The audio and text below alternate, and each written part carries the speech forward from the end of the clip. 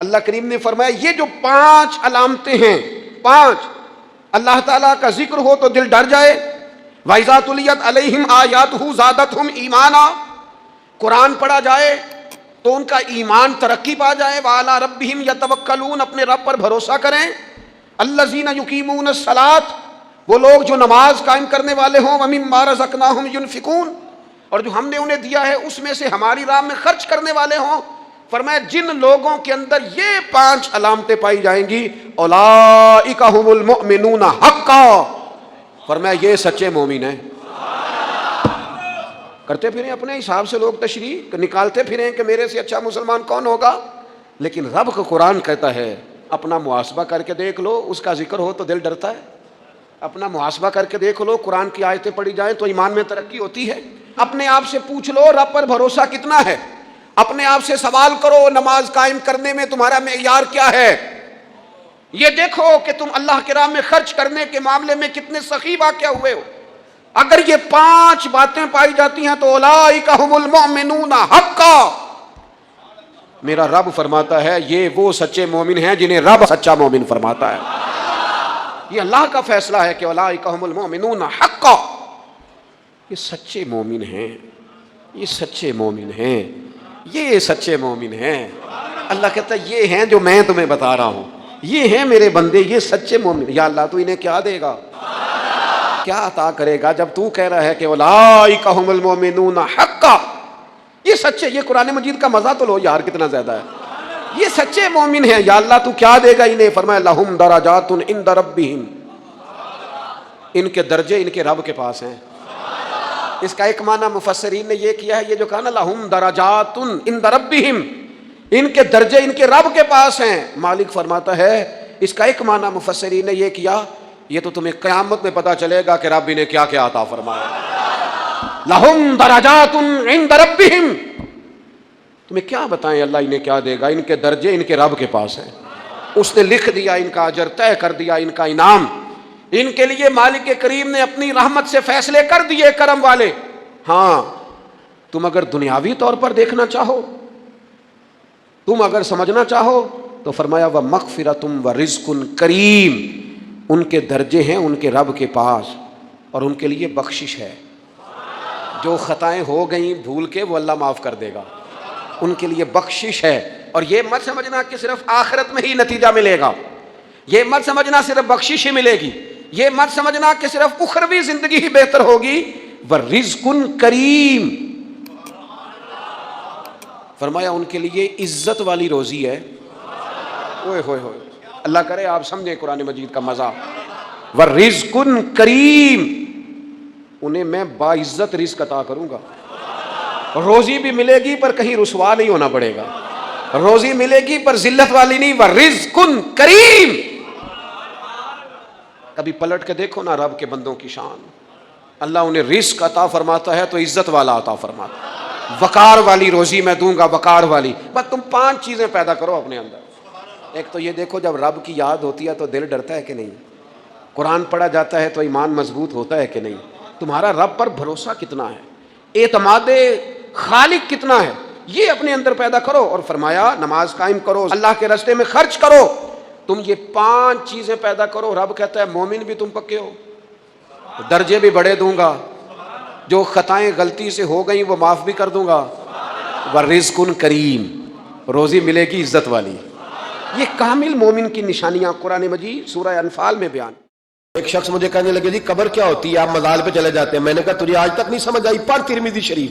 نبی پاک نے فرمایا قبر المومن روضۃ من ریاض الجنہ، مومن کی قبر قبر نہیں ہوتی، جنت کا ٹکڑا ہوتی ہے. ہم تو جنت کی زیارت کرنے جاتے ہیں، آج تک سمجھ نہیں آئی. اور یہ بھی یاد رکھو جس کا جس بزرگ سے تعلق ہوتا ہے وہ بزرگ اس کے ساتھ ہوتا ہے. پیر مریداں دے سر تے رہندے، او جھوٹے ہونیاں، او جھوٹے ہونیاں، ہاں اس کا کام ہے. یہ کیا بات ہوئی کہ جس کے گن گائے ساری زندگی، جس کا نام لے کے جیے، بیٹھے کہیں تھے پر اس کے تذکرے اس کے گن گاتے رہے، وہ بھول جائے؟ یہ کیسے ہو سکتا ہے؟ یہ ممکن ہے؟ کوئی چھوڑ دیا سارا کچھ جس کے نام پر وہ یاد ہی نہ کرے. سنو اعلیٰ حضرت فاضل بریلوی کے خلفاء سید نعیم الدین مراد آبادی، ملک العلماء مولانا ظفر الدین بہاری، صدر الشریعہ مولانا امجد علی صاحب اعظمی، کہتے ہیں کبھی کبھی رات کو اعلیٰ حضرت کے پاس بیٹھے ہوتے تو اچانک اعلیٰ حضرت فرماتے اٹھو جاؤ، لکھنے پڑھنے کا کام ہو رہا ہے، اعلیٰ حضرت فرماتے اٹھو بھی جاؤ کل کریں گے کام. کہتے اتنی کتابیں کھولی، اتنے نوٹس بن گئے، اچانک کہہ دیا جاؤ. ایک دن صدر الشریعہ فرمانے لگے پتہ تو کریں ہمیں نکال کیوں دیتے ہیں؟ یہ 8ویں 10ویں دن یہ کام ہوتا ہے، ساری ڈال لکھنا لکھانا ہوتا ہے، ترتیب دینی ہوتی ہے. یہ کہتے ہیں جاؤ، وہ خاص بات ہے. یہ خاص باتوں کو بھی خاص بندے ہی سمجھتے ہیں. ہاں خاصا دی گلاما آگے نہیں مناسب کرنی، اور نہیں مناسب کرنی، مٹھی کھیر پکا محمد کتے آگے ترنی. وہ کہتے ہیں میری سمجھ نہیں آ رہی. میں نے کہا تجھے کیسے سمجھائے، تو اس رستے کا مسافر ہی نہیں، تیرے لیے یہی بہتر ہے قالوا سلاما. تجھے نہیں سمجھایا جا سکتا. اعلیٰ حضرت رحمت اللہ علیہ نے ایک رات پھر ایسے کیا، کہنے لگے چلو اٹھو نکلو. کہا حضور کام رہتا ہے، فرمایا کل کریں گے. حضور وہ تفسیری کام کرنا تھا، وہ ترتیب دینی تھی، حوالہ. فرمایا جاؤ ٹھیک ہے، جاؤ کل کریں گے. کہتے نکال دیا. ہم نے بھی پروگرام بنا لیا کہ آج پتہ کرنا ہے. یہ نکال کیوں دیتے ہیں؟ آج خبر گیری کرنی ہے. کہتے ہیں سید نعیم الدین صاحب رحمۃ اللہ علیہ فرمانے لگے جاسوسی تو منع ہے پر چلو معافی مانگ لیں گے، یہ جاسوسی بھی خیر والی ہے، کریں گے. کہتے ہیں رات فاضل بریلوی نے نکال دیا، اندر سے دروازہ بند ہوا. لکڑی کے جو دروازے ہوتے ہیں نا، ان کی کنڈی لگ بھی جائے نا تو ذرا سا اسے کھول لینا تو سوراخ بن جاتا ہے، مان جاتا ہے نا جی. کہتے ہیں وہ نا تھوڑی دیر گزری، اعلیٰ حضرت نے چراغ گول کر دیا، دروازہ اندر سے بند ہو گیا. اچانک دیکھا کہ اندر روشنی ہو گئی، چمک دمک ہو گئی، نور ہی نور ہو گیا.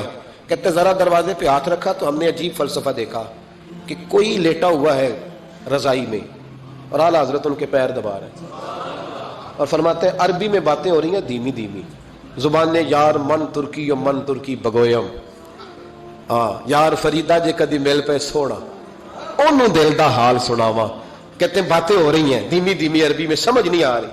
اب تینوں دیکھتے رہے سنتے رہے، سمجھ کوئی نہ آئی، لیکن کہتے ہیں سمجھ نہیں بھی آ رہی پھر بھی مزہ بڑا آ رہا. ایک بابا جی نا ایک دن بڑا کھول کے کہہ رہے تھے مولا یصلی وسلم دائما ابدا علی حبیبک خیر الخلق کل. میں کہ بابا جی اس کا ترجمہ کیا ہے؟ کہتے مولوی صاحب مینوں نہیں پتا پر مزہ بڑا ہوندا جے. پتہ کوئی نہیں ترجمہ کیا ہے، پر حضور کی تعریف ہے، لطف. اللہ اکبر. دھیمی دھیمی باتیں ہو رہی ہیں، سمجھ نہیں آتی. کہتے پر مزہ بڑا آیا. دیدار کی بھی تو بڑی لذت ہوتی ہے نا. فرماتے ہیں سحری کا وقت ہوا تو بزرگ تشریف لے گئے جو بھی تھے. کمرے میں پھر سے اندھیرا ہوا. اعلیٰ حضرت اٹھے، چراغ جلایا. جب کنڈی کھولی تو ہم تینوں باہر تھے. جلال آیا، یہاں کیوں کھڑے ہو؟ پتہ نہیں جاسوسی نہیں کرنی چاہیے. کہتے ہمیں پتہ تھا بات کس نے کرنی ہے. سید نعیم الدین صاحب کو آگے کر دیا، وہ سید تھے. کہنے لگے حضور ان کی غلطی نہیں، میں نے کہا تھا. سید کا چہرہ دیکھا تو اعلیٰ حضرت چپ کر گئے. فرمانے لگے کرنا نہیں چاہیے تھا. کہتے سید صاحب نے نا جھک کے کہا حضور دیکھیں میں سید ہوں، ضد کبھی نہیں کی. آج بتاؤ تو صحیح یہ کون تھے؟ آج ذرا پردہ کھولو تو صحیح. کہو تو راز حیات کہہ دوں، حقیقت کائنات کہہ دوں، وہ بات کہہ دوں جو پتھروں کے دلوں کو بھی پاش پاش کر دے، حقیقتیں آشکار کر دے، صداقتیں بے حجاب کر دے. ہر ایک ذرہ یہ کہہ رہا ہے آ اور مجھے آفتاب کر دے. کہ حضور آج کہہ دیں یہ کون تھے؟ تو کہتے ہیں فاضل بریلوی کی آنکھیں چھم چھم آنسو برسانے لگے، داڑھی بھیگ گئی آنسوؤں سے. فرمانے لگے تم میں سے جو جہاں الجھ جاتا ہے مجھ سے آ کے پوچھتا ہے. میں نے بھی تو کسی سے پوچھنا ہوتا ہے نا. فرمایا ساری دنیا مجھ سے آ کے استفتاء پوچھتی ہے، میں نے بھی تو کسی سے پوچھنا ہوتا ہے. فرمایا میں کوئی لوارث تو نہیں، میں بھی گن گاتا ہوں، میں بھی کسی کا بن کے جیتا ہوں. میرا بھی کوئی ہے جو مجھے بتاتا ہے. کہ حضور کیا بات ہوئی؟ فرمانے لگے جہاں الجھنے لگتا ہوں بغداد کے عبد القادر جیلانی، بغداد کے عبد القادر جیلانی تشریف لاتے ہیں. فرمایا آ کے لیٹتے ہیں، خدمتیں بھی کر لیتا ہوں، مسئلے بھی حل کرا لیتا ہوں. فرمایا آج پھر آئے تھے. آج کیسے آقاؤں کا بندہ ہوں رضا، بول بالے میری سرکاروں کے، بول بالے میری خدا کے فضل سے ہم پر ہے سایہ غوث اعظم، ہمیں دونوں جہاں میں ہے سہارا غوث اعظم کا. حضور غوث پاک رضی اللہ تعالیٰ عنہ نے نا نبی پاک صلی اللہ علیہ وسلم کی اتباع میں وقت گزارا ہے. کچھ بندے اللہ کے بڑے خاص ہوتے ہیں. حضور غوث پاک رضی اللہ تعالیٰ عنہ کو اللہ نے اعزاز عطا فرمایا، شان عطا فرمائی کہ غوث اعظم درمیان اولیاء جو محمد درمیان انبیاء. اس طرح نبیوں میں رسول کریم کا مقام ہے نا، اس طرح ولیوں میں غوث پاک جیلانی کا مقام ہے. حضور غوث پاک رضی اللہ تعالیٰ عنہ کو اللہ نے کئی اعزازات دیے. سب سے بڑی بات یہ کہ اللہ نے انہیں کرامات عطا کی. کرامت دین کا پورا ایک حصہ ہے. ہمارے یہاں نا لوگ کہتے ہیں اخلاق بیان کریں جی، وہ کہتے کیا تھے کرامت کیا ہوتی؟ بھئی کرامت تو قرآن پاک نے بیان فرمائی. آصف بن برخیا جناب بلقیس کا ملکہ بلقیس کا تخت لائے تھے. یہ اللہ نے کیوں آیت نازل کی قرآن پاک میں؟ وہ قصہ کہانی ہے کہ وہ جی تخت لائیں. یہ کیوں بیان کی؟ اور تخت آیا کس طرح آیا؟ انہوں نے کہا کہ آنکھ جھپکنے سے پہلے آ جائے گا. پھر آیا کہ نہیں آیا؟ ان سے پوچھا یہ کیسے آیا؟ کہنے لگے ھذا من فضل ربی. او سنگیو، صرف حضرت سلیمان علیہ السلام کا امتی تخت لا سکتا ہے، نبی پاک کا غلام نہیں لا سکتا. یار آپ نے کرامت کا انکار کر کے اپنے آپ کو کمزور کر لیا. اور نہیں جی نہیں، یہ کیسے ہو؟ کیا مطلب ہے اس کا؟ آپ سورہ نمل روز پڑھے اور جناب سلیمان علیہ السلام کے امتی کی شان بیان کرے کہ وہ آنکھ جھپکنے سے پہلے 80 گز اونچا 80 گز چوڑا 80 من وزنی تخت آنکھ جھپکنے سے پہلے لے آئے. کسی بندے کا ایمان خراب نہیں ہوتا. اور میرے غوث پاک جیلانی، یہ وہ بندے ہیں جن کے بارے میں نبی پاک نے فرمایا کہ میری امت کے علماء بنی اسرائیل کے نبیوں کی طرح ہیں، امتیوں کی طرح نہیں. کن کی طرح؟ نبیوں کی طرح، نبیوں کی طرح.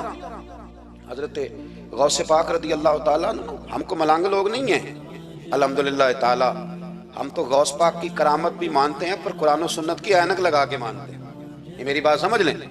محبوب سبحانی غوث سمدانی شیخ عبد القادر جیلانی رحمت اللہ علیہ، آپ کے والد گرامی فرماتے ہیں کہ میں بھوک بڑی سخت لگی ہوئی تھی، بڑی سخت بھوک لگی تھی، تو ایک سیب بہتا ہوا جا رہا تھا، ایک سیب بہتا ہوا جا رہا تھا پانی میں، تو اٹھایا تو کھا لیا.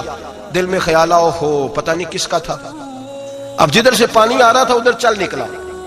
ایک درخت ہے، باغ ہے، اس باغ کے بہت سارے درخت جھکے ہوئے ہیں. اس دریا کی جانب پتہ کیا کس کا ہے، سمجھ آئی کہ انہی کے باغ سے وہ سیب جو ہے بہ کے گیا ہوگا. کہتے ہیں مالک کے پاس گیا. میں نے جا کے کہا بزرگو، بڑے نیک آدمی تھے، ان سے میں نے کہا بزرگو، غوث اعظم کے والد کہتے ہیں، میں نے کہا بزرگو ایک سیب کھا لیا ہے. تو پریشان ہوں کہ وہ میرے لیے جائز نہیں تھا، بڑی کہہ کرنے کی کوشش کرتا ہوں نکلتا نہیں، مہربانی ہو جائے. انہوں نے کہا میں نہیں معاف کرتا. میرا سیب کیوں کھایا؟ حالانکہ جاتی ہوئی شے ویسے ہی جائز ہے. کیوں تو نے کھایا؟ میں نہیں معاف کرتا. تو کو بابا جی قیمت لے لو، بخش دو. بابا جی کہنے لگے چل کچھ دن رہ، میرے کھیتوں کو پانی لگا. سید زادے، چڑھتی جوانی، خوبصورت ماتھا، خوبصورت چہرہ، نور دور دور سے چھلک کے پڑے، سادات کے گھرانے کا سجا ہوا نوجوان. کئی پکڑ کے کدال پکڑ کے بابا جی کے کھیتوں کو باغ کو پانی لگاتے. کچھ مہینے رہے تو بابا جی سے کہنے لگے بابا معافی. کہنے لگے نہیں مل سکتی. کہ کس طرح ملے گی؟ کہنے لگے ایک بیٹی ہے میری، آنکھوں سے اندھی ہے، کانوں سے بہری ہے، زبان سے گنگی ہے، ٹانگیں بھی کوئی نہیں دونوں، بس سانسیں چلتی ہیں، تو شادی کرے تو معاف کر دیتا ہوں. حضرت غوث پاک کے والد گرامی کہنے لگے مجھے قبول ہے. میرے اندر جو رزق چلا گیا اس کو پاک کرنا ہے، کہیں وجود جہنم کہیں دھن نہ بن جائے، میری تو نورانیت چلی جائے گی ساری اگر میں اس طرح کا. مجھے قبول ہے. نکاح ہو گیا. کہتے ہیں جب حجلہ عروسی میں داخل ہوا، رات کمرے میں گیا تو میں نے آنکھوں سے دیکھنے والی، کانوں سے سننے والی اور حور سے ملتی جلتی ایک خوبصورت عورت بیٹھی دیکھی. میں پلٹ کے باہر نکلا دوڑ کے. میں نے کہا بابا میرے والی نہیں، وہ تو اندھی تھی، وہ اندھی تھی، وہ بہری تھی، گونگی تھی، یہ کون ہے؟ حضور غوث اعظم رضی اللہ تعالیٰ عنہ کے نانا جی کہنے لگے بیٹے اندھی اس لیے کہا تھا کہ جب سے پیدا ہوئی ہے اس نے غیر محرم کا چہرہ نہیں دیکھا. گونگی اس لیے اس کو کہا ہے کہ اس کی زبان پہ نہ غیبت آئی نہ چگلی آئی. میں پیار کرنے والا باپ ہوں پر اس نے کبھی مطالبہ میرے ساتھ بھی کوئی نہیں کیا. اس کی زبان پہ یا خدا کا ذکر رہتا ہے یا محمد عربی کا درود رہتا ہے، اس کے علاوہ بولتی نہیں، یہ لہٰذا گونگی ہے. اور فرمایا کوئی غیبت کرنے لگے، چگلی کرنے لگے، جھوٹ بولنے لگے تو اٹھ کے چلی جاتی ہے، سنتی نہیں، لہٰذا پیری بھی ہے. اور چونکہ کبھی گھر سے باہر پیر ہی نہیں رکھا لہذا لنگڑی بھی ہے. حضرت جناب سیدنا غوث اعظم کے والد گرامی فرماتے ہیں میں نے ایسی عورت کے ساتھ نکاح کر لیا اللہ کی رضا کے لیے تو پھر رب نے مجھے عبد القادر جیلانی جیسا بیٹا عطا فرمایا، پھر غوث اعظم جیسا اللہ نے مجھے بیٹا عطا فرمایا. میرے بھائی ہم جو بنیاد بنا رہے ہیں تو کہتا بات نہیں مانتی بہو، تو میں نے کہا بالکل صحیح کرتی ہے، نہیں ماننی چاہیے اسے، اس لیے کہ دولت بیاہ کے لائے ہو، بہو تھوڑا لائے ہو. کہتے ہیں جوائی لالچ بڑا کرتا ہے. تو میں نے کہا کیوں آفرے کرتے رہے تم؟ کس نے کہا تھا یہ باتیں کرنے؟ بالکل صحیح کر رہا ہے. وہ جو آپ نے جس بنیاد پہ دیوار بنائی تھی وہ آپ کو مل رہی ہے. میرے نبی کریم صلی اللہ علیہ وسلم نے فرمایا جب تو گھر بنانے لگے، بچی اور بچے کے لیے رشتہ ڈھونڈنے لگے، دین کو، اگر بچے کے دل میں خوف خدا ہوگا تو بیوی کو مارتے وقت ڈرے گا، 100 دفعہ خیال آئے گا. عورت کے اندر خوف خدا ہوگا تو سمجھے گی میرا خاوند ہے. اگر وہ نماز سے، قرآن سے، نبی پاک صلی اللہ علیہ وسلم سے وابستہ ہوں گے میاں بیوی، تو ان کے اندر ضرور کچھ نہ کچھ تصورات آئے. ضرور کچھ نہ کچھ چیزوں کو سوچیں گے. میرے نبی پاک علیہ السلام نے تربیت کی تھی نا حضرت فاطمہ کی. فرمایا بیٹے تیرا خامد اسی طرح ہے کہ جس طرح تیرے لیے مجازی خدا ہوتا ہے. اگر میں کسی کو سجدے کا حکم دیتا تو عورت کو کہتا خامد کو سجدہ کرے. دیکھنا. اور میرے نبی پاک کے لفظ ہیں حدیث ترمذی میں, فرمایا جو بی بی اس حال میں مر گئی کہ اس کا خامد اس سے راضی تھا, فرمایا اللہ اس کے لیے جنت کے سارے دروازے کھول دے گا. عیسائی مسلمان دونوں جھگڑا کر رہے ہیں, غوث اعظم گزر رہے ہیں, جھگڑا ہو رہا ہے. عیسائی مسلمان سے کہتا ہے ہمارے نبی عیسیٰ علیہ السلام نے مردے زندہ کیے, تمہارے نبی نے بھی کو کیا تو بتاؤ. مسلمان پڑھا ہوا نہیں تھا, حالانکہ نبی پاک نے بڑے مردے زندہ کیے, پڑھا نہیں تھا, بتا نہ سکا. غوث اعظم کے کان میں آواز گئی تو جا کے عیسائی کا بازو پکڑ کے جھنجھوڑا. فرمانے لگے کیا کہا تم نے, میرے مصطفیٰ نے مردے زندہ کیا تو بتاؤں. فرمایا تو نبی پاک کی چھوڑ, میں غلاموں کا غلام ہوں, میں غلاموں کا غلام ہوں, مجھے بتا کون سا مردہ زندہ کرنا. تو چھوڑ حضور کی بات نہ کر, میں غلاموں کا غلام ہوں, مجھے بتا کون سا مردہ زندہ کرنا ہے. پرانی قبر پہ لے گیا, کہنے لگا جی اگر نہ ہوا تو غوث اعظم فرمانے لگے جو تو کہے گا وہ میں کروں گا. تو کہنے لگے اگر ہو گیا تو, اگر تو غوث اعظم کہنے لگے نہ میرے خانقاہ پہ جھاڑو دینا, نہ میرے برتن مانجنا, نہ میرے گھر کا سودا لانا. اگر زندہ ہو گیا تو بس میرے نبی کا کلمہ پڑھ جانا, بس میرے رسول کا کلمہ پڑھ جانا. اللہ اکبر. اس نے جو سب سے پرانی قبر تھی نا, وہ کہتا ہے یہ ہمارے دادا نے بھی نہیں دیکھا تھا بندہ کون ہے. اس قبر پہ کھڑا ہو کہنے لگا اس کو زندہ کریں. تو غوث اعظم رضی اللہ تعالیٰ عنہ قبر کے سرانے کھڑے ہوئے تو دعا کرنے لگے, کہنے لگے مولا اپنے لیے نہیں تیرے رسول کے لیے. پھر فرمایا قم باذن اللہ, اٹھ اللہ کے حکم کے ساتھ. ایک عورت کلمہ پڑھتی ہوئی کھڑی ہو گئی, کھڑی ہو گئی, اور کھڑی ہو کے اس نے پہلا جملہ کہا تو کمال کر دی. کہنے لگی میرے نصیب دیکھو, میں بنی اسرائیل کی تھی, عبد القادر تیرے صدقے جاؤں, تو نے مجھے کھڑا کیا ہے تو اللہ نے مجھے مصطفیٰ کا کلمہ پڑھنے کی توفیق دے دی. تیرے قربان جاؤں عبد القادر, تیری کیا بات ہے. اب وہ بندہ دوڑ دوڑ کے غوث اعظم کے قدموں میں آیا, فرمانے لگے نا کلمہ میرے مصطفیٰ کا پڑھنا ہے. آج نا کرامت کی بات آتی ہے تو بندے چھپنے لگ جاتے ہیں, کہتے ہیں نہیں نہیں یہ نہیں ہو سکتا.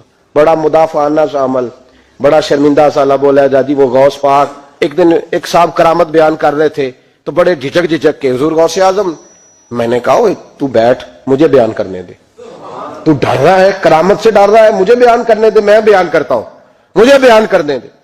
مولانا علی قاری علیہ رحمہ نے لکھا ہے, دیگر بہت سارے لوگوں نے لکھا ہے, غوث اعظم خطبہ دے رہے تھے, تقریر کر رہے تھے, اچانک ہاتھ آگے بڑھایا تو یہاں تک ہاتھ بھیگ گیا غوث اعظم کا. ہاں کھول کے دیکھے, کھول کے بات کر رہا ہوں, ہاتھ یہاں تک بھیگ گیا. مرید کہتے ہم نے پوچھا حضور پانی بھی کوئی نہیں, ہاتھ بھیگ گیا. میں چپ کر کے سبق پڑھو, شاگردوں کو پڑھا رہے, چپ کر کے سبق پڑھو. تھوڑی دیر گزری, چند گھنٹے تو ایک قافلہ آ گیا, سارے لوگ پانی میں بھیگے ہوئے ہیں. حضور غوث اعظم کے سامنے کھڑے ہوئے, کہا حضور آپ نے بڑی کرم نوازی فرمائی, بڑی کرم نوازی. وہ شاگرد کہنے لگے ہوا کیا, تو وہ لوگ کہنے لگے کشتی میں بیٹھے تھے تو کشتی ڈوبنے لگی.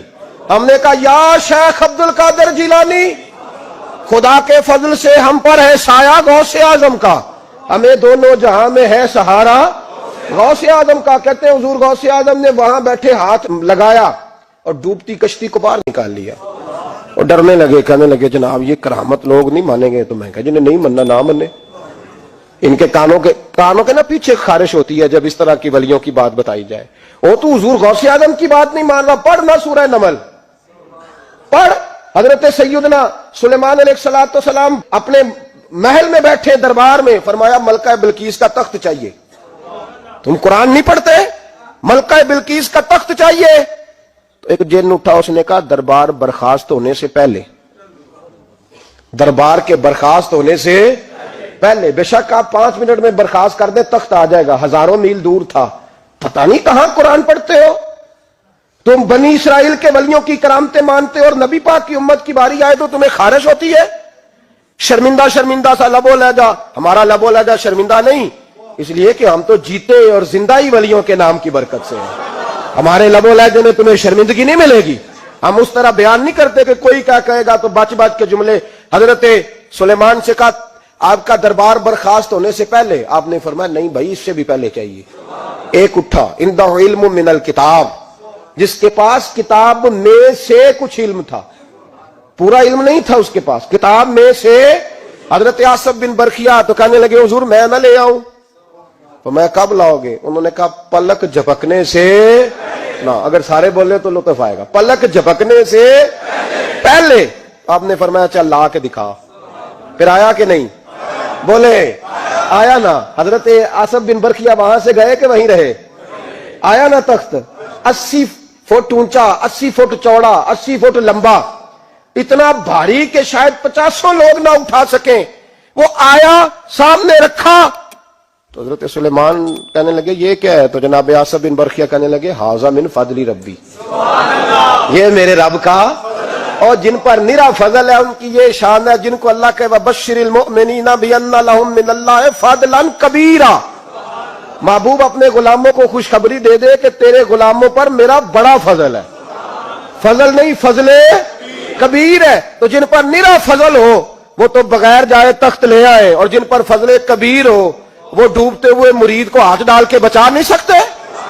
وہ نہیں بچا سکتے. ڈر ڈر کے کیوں بات کرتے ہو؟ کھول کے کو خدا کے فضل سے ہم پر ہے سایہ غوث اعظم کا، ہمیں دونوں جہاں میں ہے سہارا غوث اعظم. حضور غوث پاک واز کرتے، نصیحت کرتے. اور چونکہ نہ شہرت کے لیے، نہ مال کے لیے، نہ نوٹوں کے لیے، اس لیے غوث اعظم جب تقریر کرتے نا، ایک دن بغداد میں بارش شروع ہو گئی، خطاب ہو رہا تھا، لوگ بکھرنے لگے تو 2 جملے غوث پاک کے. کہنے لگے یا اللہ تو دلوں کے بھید جانتا ہے، اگر بندے میں نے اپنی ذات کے لیے اکٹھے کیے ہیں تو تیز بارش برسا، دوڑا دے سارے. اور اگر تیرے لیے اکٹھے کیے ہیں تو پھر بھی تیری مرضی، رکھنے ہیں تو رکھ، بھیجنے ہیں تو. حضرت یحییٰ کہتے ہیں سارے بغداد میں بارش ہوتی تھی، پر جہاں غوث اعظم کی محفل ہوتی تھی وہاں کوئی نہیں ہوتی تھی. حضرت سیدنا غوث اعظم رضی اللہ تعالیٰ عنہ کے پاس آیا تھا. شیطان حضور غوث پاک کے پاس آیا تھا. آتا ہے پر اللہ والوں کے پاس ٹکتا نہیں، آ جاتا ہے ٹکتا نہیں. حضور غوث اعظم رضی اللہ تعالیٰ عنہ نے 40 سال اللہ کی عبادت کی. 40 سال. یہاں بھی لوگ بڑے پریشان ہو جاتے ہیں، کیسے جی کیسے کر لی؟ تو میں نے کہا قرآن پڑھو، والذین یبیتون لربہم سجدا وقیاما. وہ راتیں گزار دیتے ہیں اپنے رب کے لیے سجدہ کرتے اور قیام کرتے. تو یہ قرآن کی نص نے جب بیان کر دیا تجھے کیسے شک ہو گیا؟ قرآن کی نص بیان کر رہی ہے کہ اللہ کے کچھ بندے راتیں سجدے اور قیام میں گزار دیتے. حضور غوث اعظم نے 40 سال عشاء کے وضو سے فجر کی نماز ادا فرمائی. تو ایک دن آسمان پہ نا ایک چھوٹا سا بادل کا ٹکڑا آیا، معاذ اللہ ثم معاذ اللہ. وہ کہنے لگا عبد القادر میں تیرا رب ہوں. اس کے اندر سے آواز آئی میں تیرا رب ہوں، تو نے بڑی عبادت کر لی، اب تو بے شک پڑھ بے شک نہ پڑھ. کئی ملنگوں کو معاف نہیں ہو گئی معاذ اللہ کہ بے شک پڑھ بے شک نہ پڑھ، عام اجازت ہے. تو حضور غوث اعظم رضی اللہ تعالیٰ عنہ فرمانے لگے اعوذ باللہ من الشیطان الرجیم. جب آپ نے یہ پڑھا تو وہ سامنے آ کے کھڑا ہو گیا.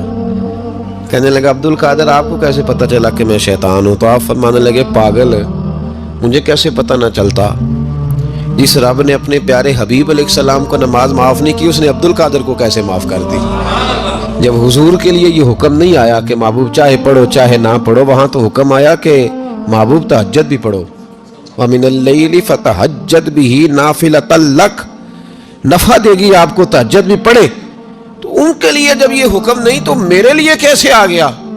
اب شیطان تھا نا، تو اس نے پھر ایک اور چال چلی. یہ باز نہیں آتا، ہم باز آ جاتے ہیں کئی دفعہ، اس کے پیچھے پیچھے چلنے لگ جاتے ہیں، لڑ کے تھک جاتے ہیں. وہ نہیں تھکتا، وہ نئی سے نئی چال، نئی سے نئی چال، اس کا نیا سے نیا روپ.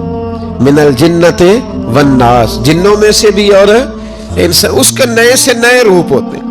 اس نے ایک نیا روپ دھار لیا. کہنے لگا عبد القادر 300 ولی میں نے اسی طرح گمراہ کیے.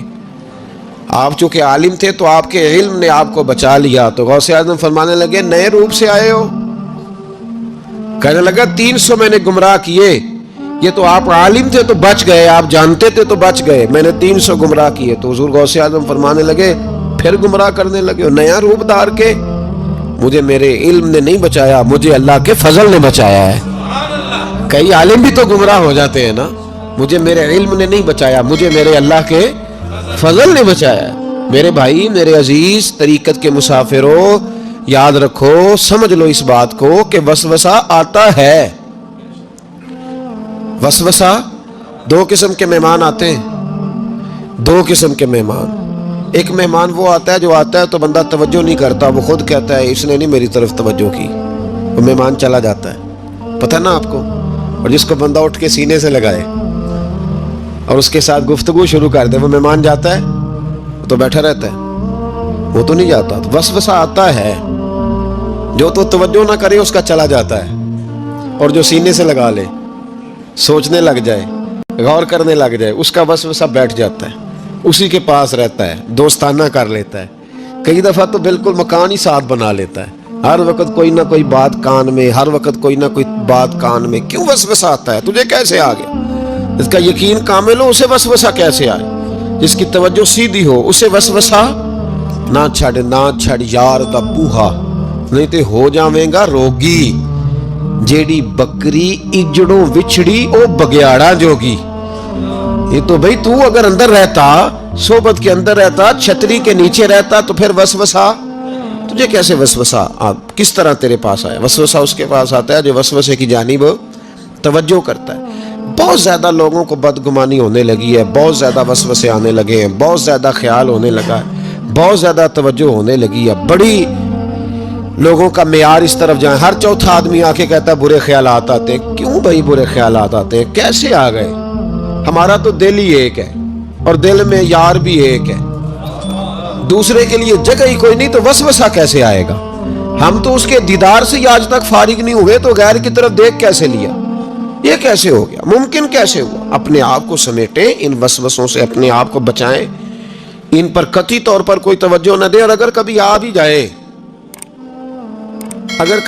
جائے تو میں نے کہا کہ اس کو سینے سے لگانے کی ضرورت, اس کو جھٹک دے, بات ختم ہو گئی. آ جاتا ہے وسوسہ, بڑوں کو آ جاتا ہے, وسوسے آیا کرتے ہیں, آیا ضرور کرتے ہیں. لیکن جو لوگ قابل ہوتے ہیں, جن کا ایمان مضبوط ہوتا ہے, جن کا تیقن مضبوط ہوتا ہے, ان لوگوں کے پاس وسوسے ہمیشہ رہتے نہیں. ایک اہم بات اصلاح کی جو سمجھنی بڑی ضروری ہے, آپ کے لیے بڑی ضروری ہے. حضرت غوث پاک رضی اللہ تعالیٰ عنہ طالب علموں کو سبق پڑھا رہے تھے, تو سبق پڑھاتے پڑھاتے نا ہاتھ آگے بڑھایا, تو اچانک ہاتھ واپس آیا تو گیلا ہو گیا تھا سارا. تو شاگرد بھی بڑے سیانے ہوتے ہیں, انہوں نے سبق چھوڑ دیا, استاد جی کے گیلے بازو کو دیکھنا شروع کیا. حضور یہ کیا ہے؟ تو غوث پاک بھی غوث پاک تھے. ہر بندے کا ہاضمہ اتنا اچھا نہیں ہوتا کہ اس کو ہر بات ہضم ہو جائے. کئیوں کو بد ہضمی بھی بڑی سخت ہوتی ہے, کھٹے کھٹے ڈکار آتے ہیں بات سن کے, کانوں سے دھواں بھی نکلتا ہے کئی دفعہ. تو انہوں نے پوچھ لیا فٹافٹ کہ حضور یہ کیا ہوا؟ تو غوث پاک کو پتا تھا کہ سب کا ہاضمہ ٹھیک ہے. میاں صاحب نے بھی کہا تھا خاصان دی گلامہ آگے نہیں مناسب کرنی. اگلا شعر میں نہیں یہ پڑھنا کیونکہ زیادہ ڈاٹا ہے, تو میں ادھر ہی رہتا ہوں. اتنا ہی کافی ہے کہ خاصان دی گلامہ آگے نہیں مناسب کرنی. انہوں نے کہا حضور یہ کیا ہے؟ تو آپ فرمانے لگے تمہارے والی بات نہیں. اللہ اکبر. ابھی سبق پورا ہو رہا تھا تو بندے دوڑے دوڑے آ گئے, اور انہوں نے نعرے لگانے شروع, یا غوث یا غوث یا غوث. لوگ کہتے ہیں غوث پاک سے ملتا نہیں. میں کہ ٹھیک ہے, انہوں نہیں نہ ملیا, جنہوں ملیا اس سے رولا پانا نہ, بڑا ملیا بڑا ملیا بڑا ملیا. اپنا اپنا معاملہ نا. کسی نے کہا حضور کچھ نہیں دیتے, تو کسی نے کہا میرے کریم سے گر قطرہ کسی نے مانگا, دریا بہا دیے, در بے بہا دیے. جس کو ملا ہے وہ تو شور کرے گا. تو تھوڑی دیر کے بعد ہی بندے پہنچ گئے, انہوں نے آ کے یا غوث کے نعرے بھی لگائے, وہ مچلے بھی, وہ روئے بھی, وہ قدم بھی چومے, اپنے مقدر پہ ناز بھی کیا. شکر ہے اللہ کا, اللہ نے ہمیں آپ کا غلام بنایا, شکر ہے. تو طالب علموں نے پوچھا ہوا کیا؟ کہنے لگے کشتی میں بیٹھے تھے تو ڈوبنے لگی تھی. تو ہم نے کہا کہ ہم تو غوث پاک کے ماننے والے ہیں. تو پھر حضور غوث اعظم کا دست مبارک نمودار ہوا ہے, اور کشتی کو پکڑ کے کنارے لگا دیا ہے, کشتی کو پکڑ کے کنارے لگا دیا ہے. ایک قریب کہنے لگا یہ کیسے ہو سکتا ہے؟ تو دوسرا اس کی کمر پہ تھپکے دے کے کہنے لگا ویسے ہی ہو سکتا ہے جیسے آصف بن برقیہ کے ساتھ ہوا تھا, بالکل ویسے ہی ہو سکتا ہے. سیدنا غوث اعظم کی کرامات اتنی متواتر کے ساتھ ہیں کہ ملا علی قاری فرماتے اتنی تو کرامتیں سنی نہیں جتنی غوث پاک کو اللہ نے عطا فرمائی. رب کریم نے انہیں درجہ دیا, وقار دیا, ان کی دعاؤں کو قبولیت دی, اللہ نے انہیں اعزاز کے ساتھ نوازا, اللہ نے ان پر فضل فرمایا. ایک بات مجھے پسند بڑی ہے, اگرچہ میں نام نہیں لینا چاہتا کس نے لکھی ہے, میں نے لیا بھی تھا کئی دفعہ, لیکن بات بڑی کمال ہے, غیروں نے لکھی ہے, اور میں نے تو اس ایک حوالے کے لیے پوری کتاب 10 جلدوں کی منگا کے رکھی ہوئی ہے, ایک حوالے کے لیے, ایک بات کے لیے. غوث اعظم کا دھوبی فوت ہو گیا. کون؟ پتہ نہیں آپ کو بھی اتنا ہی مزہ آ رہا ہے جتنا مجھے آ رہا ہے. حضور غوث اعظم کا دھوبی فوت ہو گیا, کپڑے دھوتا تھا. تو بعد میں اس دھوبی کو کسی نے خواب میں دیکھا تو پوچھا کیا بنا, تو کہنے لگے کچھ بھی نہیں. فرشتے نے آ کے پوچھا من ربو کا, رب کون ہے؟ تو میں نے کہا میں تو غوث پاک کا دھوبی ہوں. اس نے پوچھا ماں دینوں کا, تیرا دین کیا ہے؟ تو میں نے کہا میں غوث پاک کا دھوبی ہوں. فرشتہ پھر کہنے لگا تو کیسا دیوانہ ہے, میں کہہ رہا ہوں کہ اللہ کا پتہ بتا, رب بتا, تو غوث پاک کا بتا رہا ہے. کہتے 2-3 دفعہ کہا, جاگ رہے آپ لوگ, 2-3 دفعہ کہا. وہ بار بار یہی کہتا کہ میں غوث پاک کا, میں غوث اعظم کا دھوبی ہوں. کہتے ہیں حضور غوث اعظم اس کی قبر میں تشریف لائے. قبر میری تے میرے پیرا جے کر پاویں پھیرا, قبر میری تے میرے پیرا جے کر پاویں پھیرا, قبر دے وچوں ہڈیاں اٹھ کے مجرا کر سن تیرا. حضور غوث اعظم قبر میں آئے اور فرمانے لگے کیوں تنگ کرتے ہو میرے ماننے والے کو, کیوں تنگ کرتے ہو میرے, یہ کوئی لوارث ہے اس کو تنگ کر رہے ہو؟ کہا حضور اللہ کا پتہ بتاتے ہیں تو آپ کا بتاتے ہیں. فرمانے لگے تمہیں سمجھا رہا ہے, یہ تمہیں سمجھا رہا ہے کہ عبد القادر کے تو کوئی دروازے سے گزر جائے تو اسے خدا یاد آ جاتا ہے, اس نے تو ساری زندگی کپڑے دھو کے دیے. یہ تمہیں بتا رہا ہے کہ مجھے رب بھولا, ان کے تو گلی سے گزر جائے تو اللہ اللہ کرنے لگتا ہے, اور میں نے ساری زندگی کپڑے دھوئے ہیں, میں نے ساری زندگی ڈرائیوری کی ہے, میں نے ساری زندگی نوکری کی ہے, میں تابع دار رہا ہوں, مجھے رب بھول گیا ہے. فرماتے ہیں حضور غوث اعظم نے فرمایا مجھ سے پوچھو کیا پوچھنا ہے, مجھ سے پوچھو. فرشتے کہنے لگے ہم پوچھتے ہی نہیں, ہم پوچھتے ہی نہیں, عبد القادر جانے اور خدا جانے. بات ختم ہو گئی. میرے غوث پاک رضی اللہ تعالیٰ عنہ کو اللہ نے جو کمالات عطا فرمائے, حضور غوث اعظم کو اللہ تعالیٰ نے جو مرتبہ, آج بھی ہمارے کچھ دوست گئے ہوئے ہیں بغداد شریف, کہتے ہیں یار قربان جائیں, ساری دنیا دیکھی ہے, سویرے اٹھ کے دروازے پہ دستک دیتے ہیں خادم, کہتے ہیں کون سا کھانا کھانا پسند کریں گے. یہ عبد القادر کا آستانہ ہے, یہ غوث پاک کا دربار ہے. آپ جو کہیں گے وہ پاک کے آپ کی میز پہ پہنچے گا, اس لیے کہ یہ غوث اعظم کا دروازہ ہے. یہ قیامت تک کھلا ہے فقیروں کے لیے, غریبوں کے لیے, مجبوروں کے لیے. غوث اعظم دریائے دجلہ پہ کھڑے تھے تو غریب رو رہا تھا. فرمایا کیوں روتے؟ اس نے عرض کی حضور غریب ہوں, ملا سے کہا تھا دھار سفر کرا دے ادھار, اس نے کرایا نہیں, رو رہا ہوں کہ پیسے ہوتے تو رسوا تو نہ ہوتا, ضروری کام تھا دریا کے اس پار. غوث اعظم دوڑے گئے, 100 دینار لائے. ملا واپس آیا تو اس کو 100 دینار دے کے کہنے لگے یہ پکڑ لے, آج کے بعد کسی غریب کو منع نہ کرنا, جو غریب ملے اسے عبد القادر کے کرائے پہ سفر کرا دینا. زندگی سخاوت سے بھری ہوئی تھی تو آج بھی ان کا آستانہ سخاوتیں بانٹ رہا ہے, آج بھی ان کا دربار سخاوتیں بانٹ رہا ہے. غوث اعظم درمیان اولیاء چوں محمد درمیان انبیاء, ان بزرگوں سے اپنی نسبت بنائیں. میرے اور تیرے رسول نے بیان فرمایا ہے تو جس سے محبت کرے گا قیامت میں اسی کے ساتھ اٹھایا جائے گا. کھل کے پیار کر اللہ کے ولیوں سے, شرم کر کے نہیں, جھچک کے نہیں, تھوڑا کر لیا تو تھوڑا نہیں, بھی ہم ماننے والے ہیں, ان کی تعلیمات پہ چلنا چاہیے. او بھائی تعلیمات بڑی ضروری ہیں, پر ان سے عشق کھل کے کرنا چاہیے, ان سے محبت کھل کے کرنی. اور وضاحت کر دوں, ہم یہاں ہیں وہ بغداد میں ہیں تو وضاحت کر دوں. ترغیب و ترہیب میں حضرت ابو ذر غفاری کی حدیث ہے, عرض کرنے لگے یا رسول اللہ صلی اللہ علیہ وسلم, ایک آدمی کسی قوم سے پیار کرتا ہے, ان سے ملا بھی نہیں, ان کی طرح کا بنا بھی نہیں, کوشش کی لیکن ویسا ہوا بھی نہیں, حضور اس کے لیے کیا حکم ہے؟ پیار صحیح کرتا ہے تو میرے نبی پاک نے فرمایا پیار خالص کرے, اللہ قیامت کے دن دونوں کو اکٹھا فرما دے گا, اکٹھے ہو جائیں گے دونوں. حضور نے نص بیان کر دی, ان سے پیار کرو تو کھل کے کرو. ابن الجوزی اس زمانے کے بزرگ ہوئے تو وہ پڑھایا کرتے تھے, فقہ کے اسباق وہ پڑھاتے تھے. غوث اعظم کا ایک مرید ان کے پاس پڑھنے جاتا تھا تو اکثر نہ وہ کہتے یار تیرے پیر کو آتا جاتا تو کچھ نہیں, تو رش تو بڑا ہوتا ہے.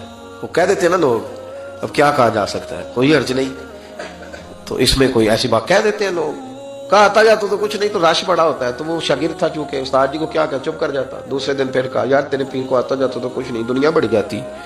وہ 3-4 دن گزرے تو شاگرد تنگ آ گیا, کہنے لگا استاد جی آپ اس طرح کریں, میرے ساتھ نہ الجھے, میرے ساتھ ہی چلے, چل کے دیکھ لے وہاں ہوتا کیا ہے.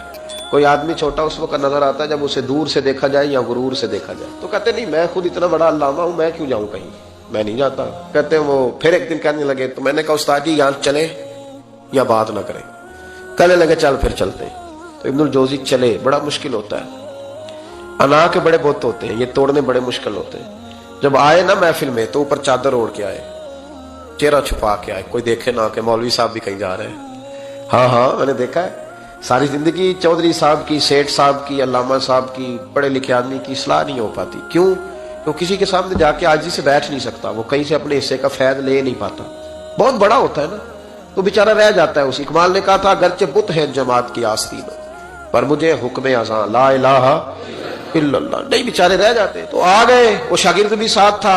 اب حضرت غوث اعظم کی محفل میں بیٹھے. غوث اعظم کی محفل میں تقریر کا یہ انداز ہوتا تھا کہ وہ ایک قاری صاحب جو مرضی آیت پڑھ دیتے تو غوث اعظم تشریح کرنی شروع کر دیتے. تو قاری صاحب نے تلاوت کی تو غوث اعظم آیتوں کی تفسیر بیان کرنے لگے. آیت کی تفسیر بیان کی تو شاگرد نے، استاد جی چھپے ہوئے تھے تو ان کی طرف دیکھا تو کہنے لگے یہ تو مجھے بھی آتی ہے. دوسری تفسیر بیان کی تو کہنے لگے یہ بھی مجھے آتی ہے. تیسری کی تو میں نے کہا یہ بھی. 11 تفسیریں کی تو میں نے کہا آتی ہے. جب 12ویں آئی نا تو میری آنکھیں کھل گئی. 13ویں آئی تو بس پھر نظر اٹھ گئی. 14ویں آئی تو شاگرد کہنے لگا استاد جی اس کے بارے میں نے کہا چپ کر، بیچ میں بولنا، سننے دے، سننے دے حضرت کیا فرماتے ہیں. اسے چپ کرا دیا. کہتے ہیں 40 تفسیریں حضرت نے بیان کی. پھر وہ سر سے دوپٹہ اور وہ کپڑا کب سرکا سمجھ نہیں آئی، کب میرا چہرہ خود بخود کھل گیا کوئی سمجھ نہ آئی، اتر گیا سارا کچھ. فرماتے 40 تفسیریں ایک آیت کی بیان کر کے غوث پاک کہنے لگے بس سننا ذرا جملہ سننا. فرمانے لگے بس بھائی اب کال ختم، اب حال کی طرف آتے ہیں. اب کال ختم، ظاہری باتیں ختم، اب آؤ حال کی طرف. تو ابن الجوزی کہتے ہیں میں سنجیدہ آدمی تھا پر اللہ اکبر کہا تو میرا کرتا پھٹ گیا، پگڑی گر گئی. میں غوث اعظم کے قدموں میں لگا. میں نے کہا بابا آج اتنا ہی، آگے نہیں جانا ورنہ کلیجہ پھٹ جائے گا. آگے نہیں جانا ورنہ بکھر جائے گی ہر چیز. کہو تو راز حیات کہہ دوں، حقیقت کائنات کہہ دوں، وہ بات کہہ دوں جو پتھروں کے دلوں کو بھی پاش پاش کر دے، صداقت بے حجاب کر دے، حقیقت آشکار کر دے. ہر ایک ذرہ یہ کہہ رہا ہے اور مجھے آفتاب کر دے. کہوں آگے بات تو کہا نہیں آگے نہ بولنا ورنہ کلیجہ پھٹ جائے گا. حضرت یحییٰ بن نجار کہتے ہیں میں غوث پاک کی محفل میں گیا تھا اور ایک دھاگا لے گیا تھا. آج میں نے گننا ہے کتنے بندے توبہ کرتے ہیں. ہماری مجلسوں میں نوٹ گنے جاتے ہیں، وہاں کا گنا جا رہا ہے، گننا ہے آج کتنے لوگ توبہ کرتے ہیں. تو کہتے ہیں غوث اعظم تقریر ختم کرتے تھے تو 15 لوگ وہاں سے کھڑے ہوتے تھے. حضور ڈاکو تھے، ظالم تھے، آج کے بعد توبہ کرتے ہیں، غریبوں کا مال بھی واپس کریں گے اور محنت کر کے کمایا کریں گے. 50 وہاں سے کھڑے ہوتے، حضور شرابیں پی، بدکاریاں کی، آج کے بعد کھری توبہ کرتے ہیں. 10 وہاں سے، 20 وہاں سے. اس نے توبہ کی تو میں نے ایک گرہ دے لی، گنڈ ایک گرہ میں نے لگا دی، گانٹھ ڈال دی.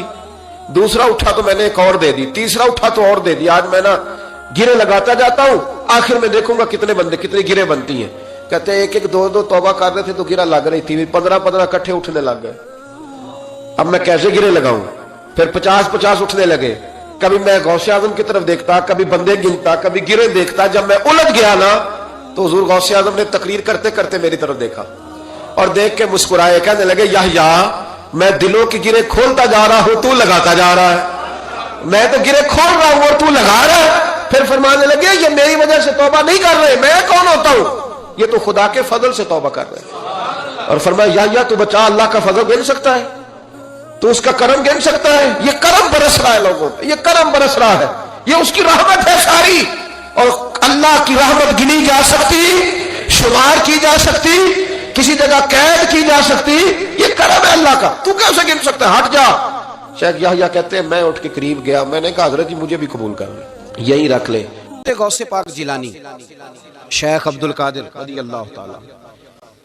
غوث اعظم درمیان اولیاء چو محمد درمیان انبیاء. غوث اعظم کا ولیوں میں وہی مقام ہے جو نبیوں میں رسول کریم کا مقام ہے. حضرت غوث پاک رضی اللہ تعالیٰ عنہ کو اللہ نے بڑے اعزازات سے نوازا.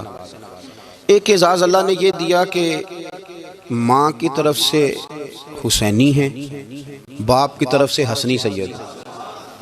نانا بھی اللہ کے ولی، دادا بھی اللہ کے ولی، پھپھی بھی اللہ کی بہت بڑی ولی ہے، بہت بڑی ولی. والد گرامی آپ نے وہ سیب والا واقعہ تو بڑا ہی سنا ہوا ہے، اس طرف تو میں نہیں جاتا. ماں بھی اللہ کی بہت بڑی ولی ہے. یہ اللہ نا اسباب بناتا ہے، خود ماحول بناتا ہے. آپ کے جو والد گرامی تھے ان کا نام تھا ابو صالح سید موسیٰ جنگی دوست رحمت اللہ علیہ. بادشاہ کے کچھ سپاہی تھے جو مٹکے اٹھا کے جا رہے تھے، اور مٹکے تھے شراب کے بھرے ہوئے، مٹکے اٹھا کے جا رہے تھے. حضرت سید محمد موسیٰ جنگی دوست رحمت اللہ علیہ بھی قریب سے گزرے یہ کیا بھائی؟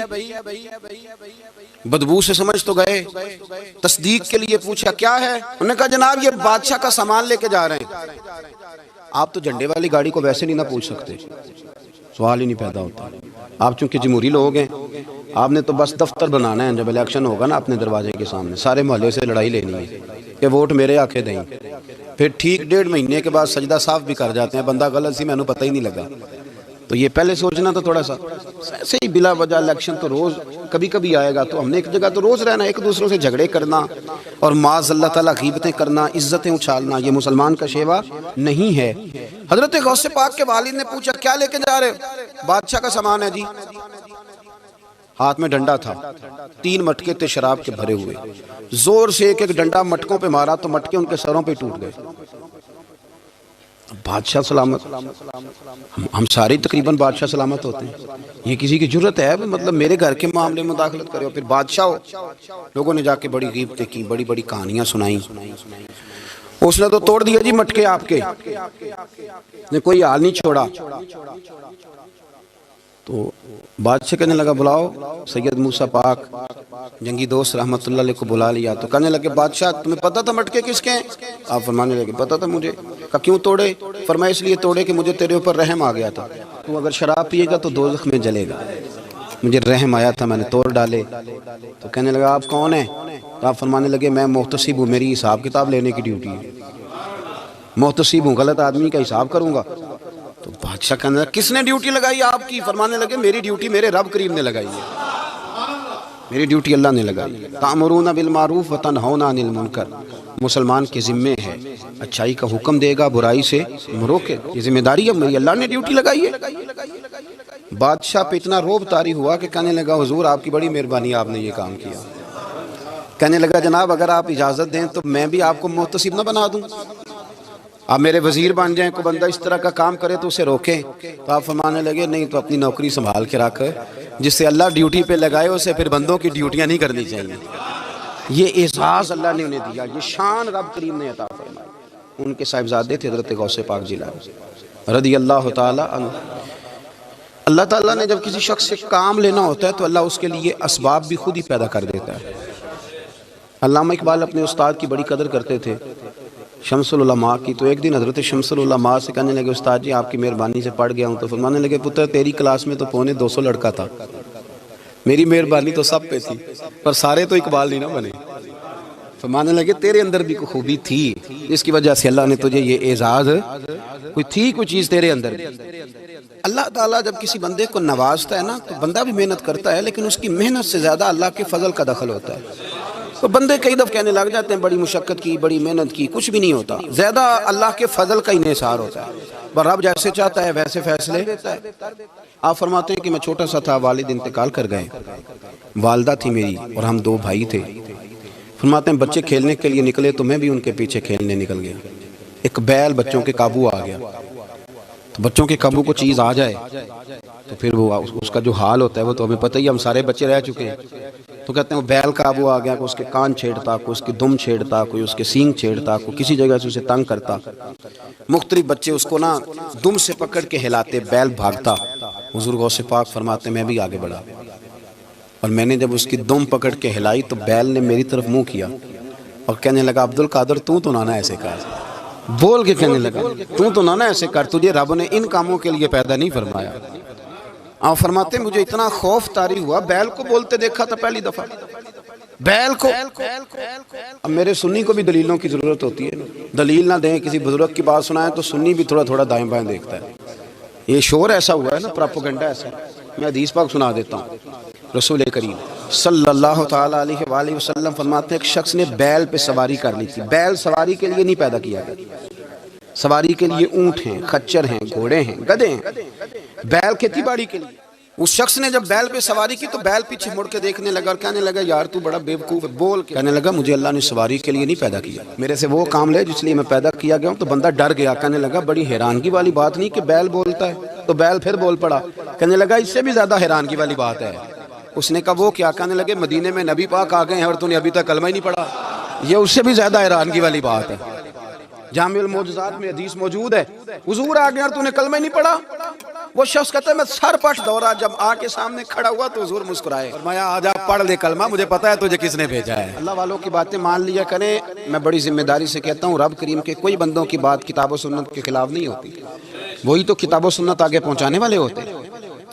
تو حضور غوث پاک فرماتے ہیں میں وہ ڈر کے گھر آیا، جب گھر پہنچا تو میرے کانوں میں آواز آ رہی تھی لبیک اللہم لبیک لبیک لا شریک لک لبیک۔ فرماتے میں چھت پہ چڑھا اور میں نے جیلان میں اپنی چھت پہ کھڑے ہو کے دیکھا، تم حج کے دن تھے، میری سیدھی نظر میدان عرفات پہ گئی، لوگ میدان عرفات میں بیٹھ کے لبیک لبیک پڑھ رہے تھے۔ پہلے میں وہاں سے ڈر کے آیا، پھر چھت سے ڈر کے نیچے اترا، ماں کو ساری بات بتائی تو کہتی میری ماں کہنے لگی بیٹے جب تو پیدا ہونے والا تھا تو مجھے بڑی بشارتیں ملتی۔ فرماتے ہیں ماں نے نا کھولا بکسا صندوق تو 80 دینار نکالے، میں پتر تم 2 بھائی ہو اور تمہارا باپ کل جاگیری 80 دینار چھوڑ گیا، 80 40 تمہارے 40 تمہارے بھائی کے۔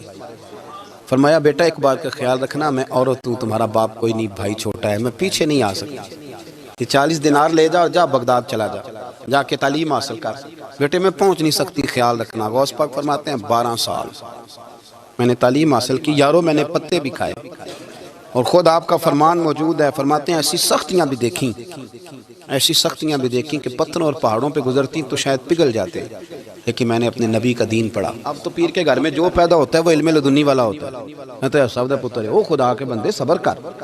اگر غوث پاک حسنی حسینی سید ہو کے باقاعدہ پھٹی پہ بیٹھ کے پڑھتے ہیں، تو کس پیر کا مرید ہو گیا جسے علم ہی کوئی نہیں، جو جاہل آدمی ہے؟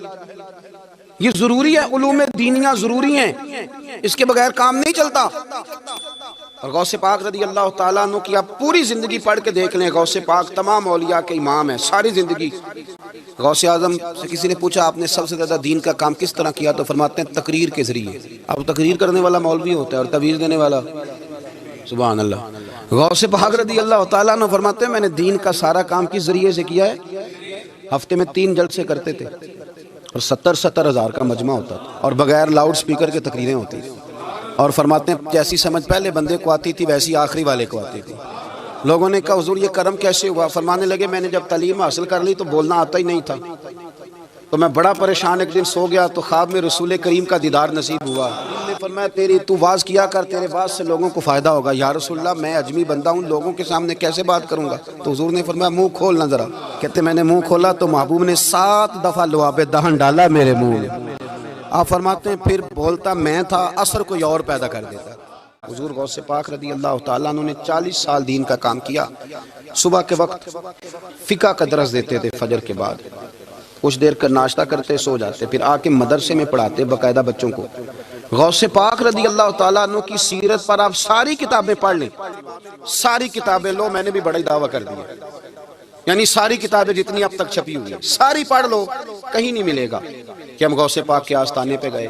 غوث پاک کسی بندے نے یہ نہیں کہا ہم غوث پاک کے آستانے پہ گئے، غوث پاک کے دربار پہ گئے، سب نے یہی لکھا ہے کہ ہم حضور غوث پاک کے مدرسے میں گئے۔ ہمارے نا مدرسوں میں سبق تقسیم ہوتے ہیں، سال جب شروع ہوتا ہے نا تو سبق تقسیم ہوتے ہیں، ہمارے مدرسے میں بھی تقسیم کرتے ہیں ہمارے مولانا۔ آپ حدیث پاک پڑھائیں گے، فلانا استاد منطق پڑھائے گا، فلانا فلسفہ پڑھائے گا، فلانا یہ سبق تقسیم ہوتا ہے، فلانا قرآن، فلانا حدیث، فلاں فقہ۔ تو غوث اعظم کے مدرسے کے جو ناظم تعلیمات تھے وہ کہنے لگے حضور سبق بانٹنا ہے تو آپ کو کون کون سے سبق دے دیں، کون کون سا پیریڈ پڑھائیں گے؟ تو آپ فرمانے لگے نہیں پیریڈ رہنے دو۔ حضور پھر فرمایا اس طرح کرو، لائق بچے تم رکھ لو اور نالائق سارے مجھے دے دو، میں جانوں اور نالائق جانے، نالائق سارے میرے۔ غوث پاک رضی اللہ تعالیٰ نالائق سارے رکھ لیے، کند ذہن، اور حضور غوث پاک ان کو اسباق پڑھایا کرتے، ان پر محنت کرتے۔ فجر کے بعد فقہ کا درس، 10 بجے مدرسے کی کلاس، زور کے بعد حدیث پاک کا درس، مغرب کے بعد تفسیر بیان کرتے۔ بانج علموں جو کرے فقیری وہ کافر مرے دیوانہ، اور عشاء کی نماز کے بعد ہفتے میں 3 جلسوں سے خطاب۔ اور یہ سارے کام کر کے نا تو پھر بھی غوث اعظم جب دنیا چلی جاتی تو وضو کر کے مصلے پہ بیٹھ جاتے، اور 40 سال بیت گئے، ساری رات اللہ کی بارگاہ میں عبادت کرتے۔ 40 سال حضور غوث پاک کو اللہ نے بڑا اعزاز دیا، کتابیں لکھی، ڈیوٹی کی، محنت کی، کوشش کی پوری دنیا میں۔ میں پہلے بھی بتا چکا ہوں، پھر بتاتا ہوں، یہ جو صلاح الدین ایوبی کا بہت نام لیتے ہیں نا، بہت بڑے مجاہد تھے. صلاح الدین ایوبی کے ساتھ 70,000 کی فوج تھی, سارے کے سارے غوث پاک کے مرید تھے. صلاح الدین ایوبی نے حضور غوث پاک کی زیارت نہیں کی, پر تعلیم غوث پاک کے مدرسے میں حاصل کی. اس کو بڑا شوق ہو نا کتابیں دیکھنے کا, وہ میرے پاس آئے, میں دکھاؤں گا انشاءاللہ تعالی. صلاح الدین ایوبی حضور غوث پاک کے مدرسے کا طالب علم ہے. یہ آپ کے ملک میں 2-3 دن سے رٹا چل رہا ہے, وکیلوں کا, ڈاکٹروں کا, کل سے یونیورسٹی کا بھی چل گیا ہے. یہ لڑائی کسی مولوی 2 گروپوں میں ہوئی ہوتی نا, چلو نام بولو, میں نے پتہ ہے اگلی گل دا بھی, کسی مولویوں کے 2 مدرسوں میں ہوتی نا, تو جو طوفان اٹھنا تھا نا ہر چوک میں, مولوی لڑاندے بڑا لے یہ بڑی. میں نے دعوت دی تھی پرسوں, میں نے کہا جب وکیل مکمل تعلیم کر لینا اسے 2 سال مدرسے میں لاؤ, ہم اسے سکھائیں گے اٹھنا کیسے ہے, بیٹھنا کیسے ہے. ان کو لاؤ, اس لیے کہ ہم اپنی بات نہیں بتائیں گے, ہم بتائیں گے محمد عربی کی باتیں صلی اللہ علیہ. مہربانی کرو, مجھے کوئی شکوہ نہیں ان سے, کوئی کسی قسم کا نہیں, اس لیے کہ ہمارے ملک میں نا احتجاج کا کلچر پروموٹ کیا گیا ہے, ہم نے یہ ماحول بنا کے دیا ہے سڑک بلاک کرنے کا. یہ ہمارے قریب ایک گاؤں ہے, تو روز ڈکیتیاں ہوتی تھیں, بچہ بھی قتل, پولیس والے سنتے ہی نہیں تھے, ان بیچاروں نے روڈ بلاک کیا تو سب صحیح ہو گیا, اسی وقت سارا کچھ ہو گیا. اب پہرے داری بھی لگتی ہے, اب جناب چوکیاں بھی قائم ہو گئی, سب کچھ ہو رہا ہے. مزاج بنا دیا ہم نے, یہ عدم برداشت ہے, یہ کلچر خطرناک ہے, یہ کلچر تباہ کرے. وکیل کوئی غیر نہیں, ہمارے اپنے بھائی ہیں. کون ہیں وہ؟ ڈاکٹر کون ہے ہمارے اپنے. یہ جو بچے یونیورسٹی میں لڑے کون ہیں ہمارے اپنے. ہم ان کو کاٹ کے نہیں پھینک سکتے, یہ کوئی دوسرے لوگ نہیں, سب کو ضرورت ہے ایک دوسرے کی. لیکن خدا را مہربانی کرو, معاشرے میں برداشت کا کلچر پیدا کرو, سکون کا کلچر پیدا کرو, سہنا سیکھو. سنو ایک بات کرتا ہوں, اللہ کرے کہ میں سمجھا سکوں. سارے فیصلے خود نہ کرو. اگر تمہیں نظر آئے نا کہ آپ کے ساتھ کہیں ناانصافی بھی ہو رہی ہے, تو ساری عدالتیں دنیا میں نہیں لگنی, ایک قیامت میں بھی لگنی ہے. ہاں, امام حسن کو زہر دے دیا گیا, تو امام حسین کہنے لگے بھائی بتاؤ کس نے دیا ہے. فرمایا حسین اگر وہی وہ نہیں جس پر مجھے شک ہے, تو میں کسی آدمی کا بلا وجہ تمہیں نام کیوں بتا دوں. کہا پھر بھائی آپ اشارہ تو نہیں بتا دیں. تو فرمایا حسین اگر وہی ہے نا جس پر مجھے شک ہے, تو پھر بھی میں نے فیصلہ اپنے رب پہ چھوڑ دیا. فرمایا میرے رب سے زیادہ بہتر فیصلے کرنے والا کوئی موجود, کچھ فیصلے اللہ پہ چھوڑ دیں. آپ یقین کریں آپ کو بڑا ہی مزہ آئے گا, آپ کو سکون آئے گا زندگی میں. کچھ فیصلے اللہ پہ چھوڑو, برداشت کا کلچر پروموٹ کریں اس وطن کے اندر. یہ بڑا پیارا ملک ہے, اس میں برداشت کا کلچر پیدا کریں. وکیل کو ہر وقت ڈاکٹر کی ضرورت ہے, ڈاکٹر کو ہر وقت وکیل کی ضرورت ہے. ہم ایک دوسرے کے بغیر دیکھیں نا, میں نے آئین بھی رکھا ہوا ہے پاکستان کا, لیکن اس کے باوجود کوئی مسئلہ بن جائے تو میں کسی وکیل صاحب کو فون کرتا ہوں. میرے دوست ہے, میں پوچھتا ہوں کہ یار یہ مسئلہ ہے, اس کا کیا حال ہے. ہم مل کے رہتے ہیں معاشرے میں. برداشت کے کلچر کو پروموٹ کریں, پیار کریں, محبت بانٹیں. یہ وطن ہے, اس کو مل کے سنواریں گے تو انشاءاللہ تعالی یہ رسول اللہ کے دین کا قلعہ بنے گا بڑا مضبوط. اس سے پیار کریں. مثبت غلط بات ہے تو اس کو آپ سمجھائیں, اس پر تبلیغ کریں, لیکن یہ نہ کریں کہ آپ عدم برداشت کا ماحول پیدا کریں. حضور غوث پاک رضی اللہ تعالیٰ عنہ دین کا کام. ایک بات, اللہ والوں کے پاس لوگ دعاؤں کے لیے جاتے ہیں, کیوں جاتے ہیں؟ سنو, میرے ساتھ ایک شخص رہتا ہے, صبح سے شام تک میری ڈیوٹی کرتا ہے, نوکری کرتا ہے, خدمت کرتا ہے, گاڑی چلاتا ہے, یہ کرتا ہے, وہ کرتا ہے. ایک صاحب ہیں جو 3 سال کے بعد ملتے ہیں. پھر وہ جو 3 سال کے بعد ملتے ہیں وہ شکوہ کرتے ہیں کہ پیر صاحب اس کی بات زیادہ مانتے ہیں. تو پیر صاحب اب کدھر جائیں, یہ سارا دن پیر صاحب کی مانتا ہے. نہیں سمجھ آ رہی ہے آپ کو بات؟ یہ مزاج ہے نا جی.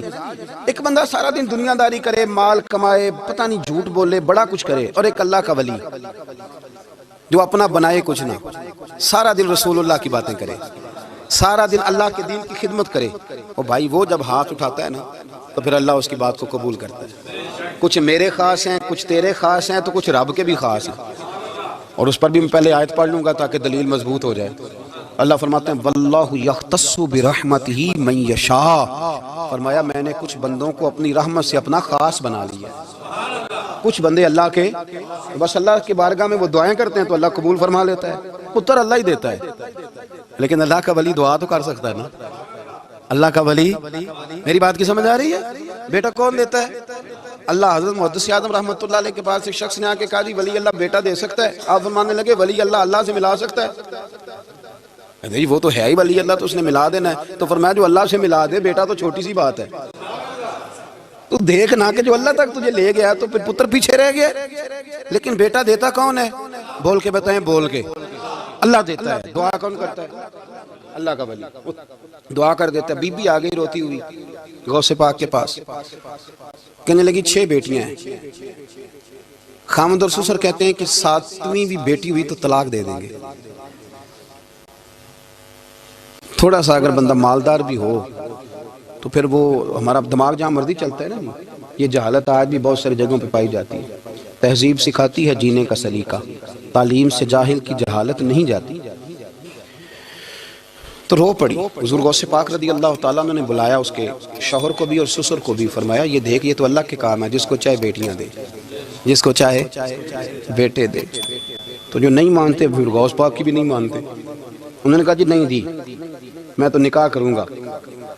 چلے گئے تو غوث پاک کی بارگاہ میں وہ بیٹی اور اس کا باپ اور اس کی ماں پھر آئے، کہنے لگے حضور مہربانی فرمائیں۔ پھر اللہ کے ولیوں کے پاس ایک قوت ہوتی ہے جس کا نام مصلح ہے۔ مصلح بہت بڑی طاقت، بہت بڑی۔ حضور نے فرمایا دعا صلاح المومن، فرمایا دعا مومن کا ہتھیار ہے۔ یہ مومن جب ہاتھ اٹھاتا ہے تو پھر عرش کا مالک دروازے کھول دیتا ہے کرم کے۔ حضور غوث پاک نے مصلح بچھا لیا اور رو پڑے، کہنے لگے مالک کریم، اس بی بی کے دل میں کس نے بات ڈالی تھی کہ عبد القادر کے دروازے پہ جا؟ دیکھیں منانے کا انداز، منانا آتا ہے نا۔ اللہ کس نے اس کے دل میں بات ڈالی کہ عبد القادر کے دروازے جا؟ کس نے ڈالی؟ اور مالک اگر تو نہیں ڈالی تھی تو کیا تو اب اپنے عبد القادر کو رسوا کرے گا؟ اگر تو نہیں بھیجا ہے کہ ادھر جا تو اب تو رسوا کرے گا؟ حضور غوث پاک رضی اللہ تعالیٰ نے دعا مانگ کے چہرے پہ ہاتھ پھیرے، بچی کے سر پہ ہاتھ رکھا، فرمانے لگے پتر جا، مجھے امید ہے اللہ نے 6 بیٹیاں دی ہیں تو 7 بیٹے بھی عطا فرمائے گا۔ تو بی بی کہتی ہے پھر رب نے فضل فرمایا اور 7 ہی بیٹے عطا فرمائے، پھر 7 ہی بیٹے رب کریم نے دیے۔ تو جو اللہ کی مان تھا پھر اللہ بھی اس کی، تو اس میں اختلاف کی کیا بات ہے؟ یہ سادی سی بات ہے۔ ایک بغداد کا سوداگر تھا، بڑا مالدار تھا۔ ایک دن اس نے بغداد کے سارے علماء اور مشائخ کی دعوت پکائی تو غوث پاک کے پاس بھی آیا، کہنے لگا حضور شام کا کھانا ہے۔ آپ نے اس کا چہرہ دیکھا تو وہ رو پڑا، کہنے لگا بغداد کے پیر انکار نہ کرنا۔ آپ نے فرمایا تو جا میں آؤں گا۔ شاگرد مرید کہنے لگے حضرت جی آپ بڑی مشغولیت تھی شام کو، فرمایا اتنا بڑا آدمی جب رو پڑتا ہے تو لگتا ہے بڑا مجبور ہے، چلیں گے۔ شام کو جب اس کے دروازے پہ گئے تو کھانا بھی اس نے چنا تو ساتھ اس نے ایک ٹوکرا ایک صندوق بھی لا کے رکھا، اوپر سے خالی۔ جب غوث پاک نے اٹھ کے دیکھا تو اندر اس سوداگر کا بیٹا، اس تاجر کا بیٹا، دونوں ٹانگوں سے معذور، دونوں ہاتھوں سے معذور، ایک ہی بیٹا اپاہج ہے۔ وہ تاجر رو پڑا، کہنے لگا حضور بڑی دنیا جانتی ہے، بڑا مال ہے، اور جب تنہا بیٹھتا ہوں تو کھول کے روتا ہوں۔ وہ بے نیاز ہے نا، ساری زندگی کے بعد ایک بیٹا دیا تو وہ بھی اپاہج ہے۔ حضور بال سفید ہو گئے، لوگوں کی اولاد بڑھاپے کا سہارا بنتی ہے، میں بوڑھے وقت میں اس کو اٹھا کے پیشاب پخانے کے لیے لے کے جاتا ہوں۔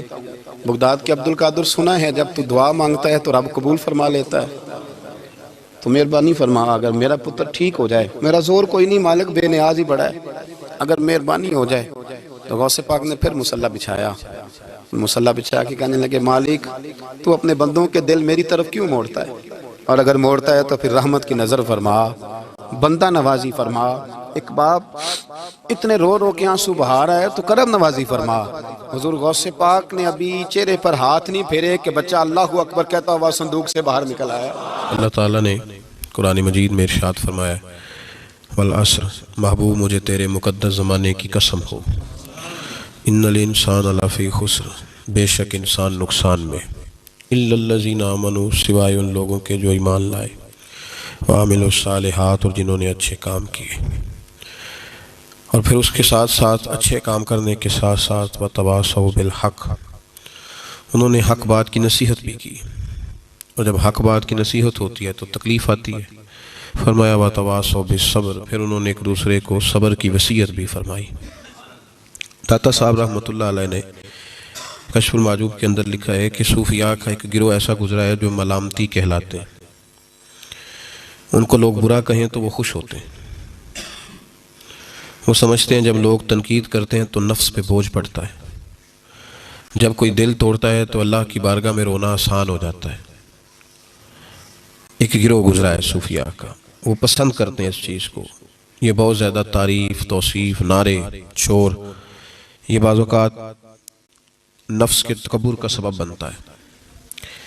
آپ ملاحظہ کر لیں، حضرت ابوبکر صدیق رضی اللہ تعالیٰ عنہ سے یہ سلسلہ چلا ہے، اس قدر زیادہ تانے تھے ان کے لیے، کتنی زیادہ آزمائش تھی ان کے لیے، کتنا زیادہ پریشانی کا سامان تھا، لوگ کیا کچھ کہتے تھے، اور پھر یہ سلسلہ تمام صحابہ کے لیے اسی طرح رہا۔ آپ لوگ جن لوگوں کی تعریف کرتے ہیں یہ ضروری نہیں کہ باقی بھی سارے ان کی تعریف کرتے ہوں۔ امام علی مقام سیدنا امام حسین رضی اللہ تعالیٰ عنہ کا ہم دن مناتے ہیں، پوری امت مسلمہ امام حسین رضی اللہ تعالیٰ عنہ کی عظیم قربانی کی یادگار مناتی ہے، تو سارے کلمہ گو تو ایسا نہیں کرتے۔ آج بھی ڈھیروں لوگ ہیں جو تانا دیتے ہیں، اس کو سیاسی جنگ کہتے ہیں۔ دین کے لیے یہ جو آزمائش رہی، یہ جو تانا رہا، یہ جو تنقید رہی، یہ اس کا حسن رہا، یہ چیز اس کو نکھارتی ہے، یہ اس کے اندر تازگی پیدا کرتی ہے۔ جب آپ کو راہ دین میں کوئی برا کہتا ہے تو آپ کے لیے وہ چیز مزید حسن کا سامان پیدا کرتی ہے، آپ کے لیے مزید بہتری ہوتی ہے۔ داتا صاحب رحمۃ اللہ تعالیٰ علیہ نے خود لکھا ہے، داتا صاحب فرماتے ہیں کہ ایک طریقت کا ایک مسئلہ میرے لیے بن گیا تھا۔ روحانی سفر انسان کر رہا ہوتا ہے نا، جب بڑے اچھے اس کے اوراد و وظائف چل رہے ہوتے ہیں، عبادات چل رہی ہوتی ہیں، تہجد میں بوجھ نہیں ہوتا اس کے لیے اٹھنا، تلاوت قرآن پاک صحیح کر رہا ہوتا ہے، اگر مراقبے پہ بیٹھا ہے تو صحیح بیٹھا ہوتا ہے، اس کے اسباق صحیح چل رہے ہوتے ہیں۔ کئی دفعہ رکاوٹ آ جاتی ہے، اس کی کوئی نہ کوئی وجہ ہوتی ہے، یا تو کہیں غلطی ہو جاتی ہے، یا انسان کوئی ایسی بھول کر بیٹھتا ہے جس کے نتیجے میں بریک لگ جاتی ہے۔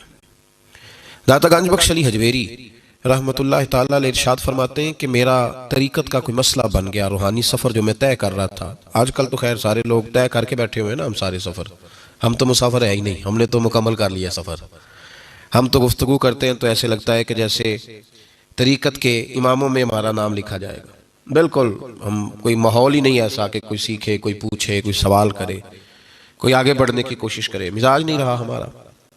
داتا صاحب کہتے ہیں میں ایک روحانی مسئلے میں الجھ گیا تھا، تو میں نے بڑے اوراد کیے، وظائف پڑھے، بڑا میں نے اللہ اللہ کی، بڑا کچھ کیا، جو ممکن تھا میں نے کیا، کئی مزارات پر حاضری بھی دی، صدقات و خیرات بھی کیے، لیکن وہ میرا مسئلہ حل نہیں ہوتا تھا۔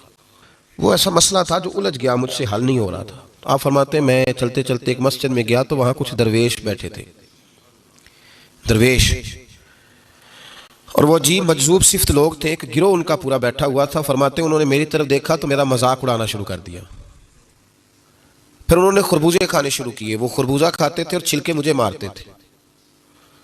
آپ فرماتے ہیں وہ چھلکے مار کے پھر ہنستے تھے، پھبتیاں کستے تھے، میرا مذاق اڑاتے تھے۔ فرماتے ہیں وہ میرا مسئلہ جو کئی دنوں کا اٹکا ہوا تھا، حل نہیں ہو رہا تھا، ان کی یہ حرکت کرنے سے میرا وہ والا مسئلہ اللہ نے حل فرما دیا۔ میرے اندر وہ تازگی پیدا ہو گئی۔ جب کوئی شخص خبر لاتا ہے نا آپ کے لیے جب کوئی خبر لاتا ہے کہ فلاں نے آپ کو برا کہا، تو اس میں محاذ نہیں قائم کرنا چاہیے۔ ایک ہم لوگ محاذ بنا لیتے ہیں، جو موقع ہماری عین اصلاح کا ہوتا ہے، جس میں ہمارے لیے بڑے اسباق ہوتے ہیں، ہماری بہتری بہت زیادہ اس کے اندر مضمر ہوتی ہے، ہم اس کو سمجھتے ہی نہیں۔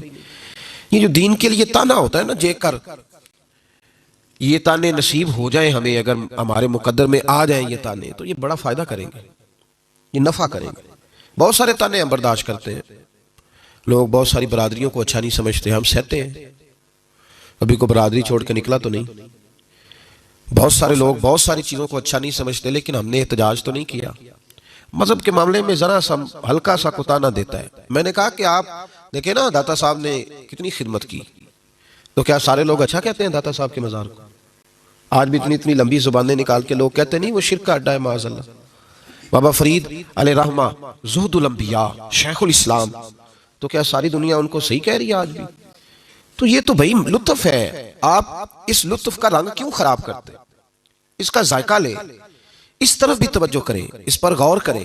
میرے اعلیٰ حضرت فاضل بریلوی رحمت اللہ تعالی علیہ، اعلیٰ حضرت رحمت اللہ علیہ کے زمانے میں ہی لوگ انہیں مجدد کہتے تھے، ان کے زمانے میں ہی انہیں امام اہل سنت کہا جاتا تھا۔ ان کے دور میں بڑے بڑے شیخ الحدیث، بڑے بڑے لوگ ان کی بارگاہ میں آ کے بیٹھا کرتے تھے۔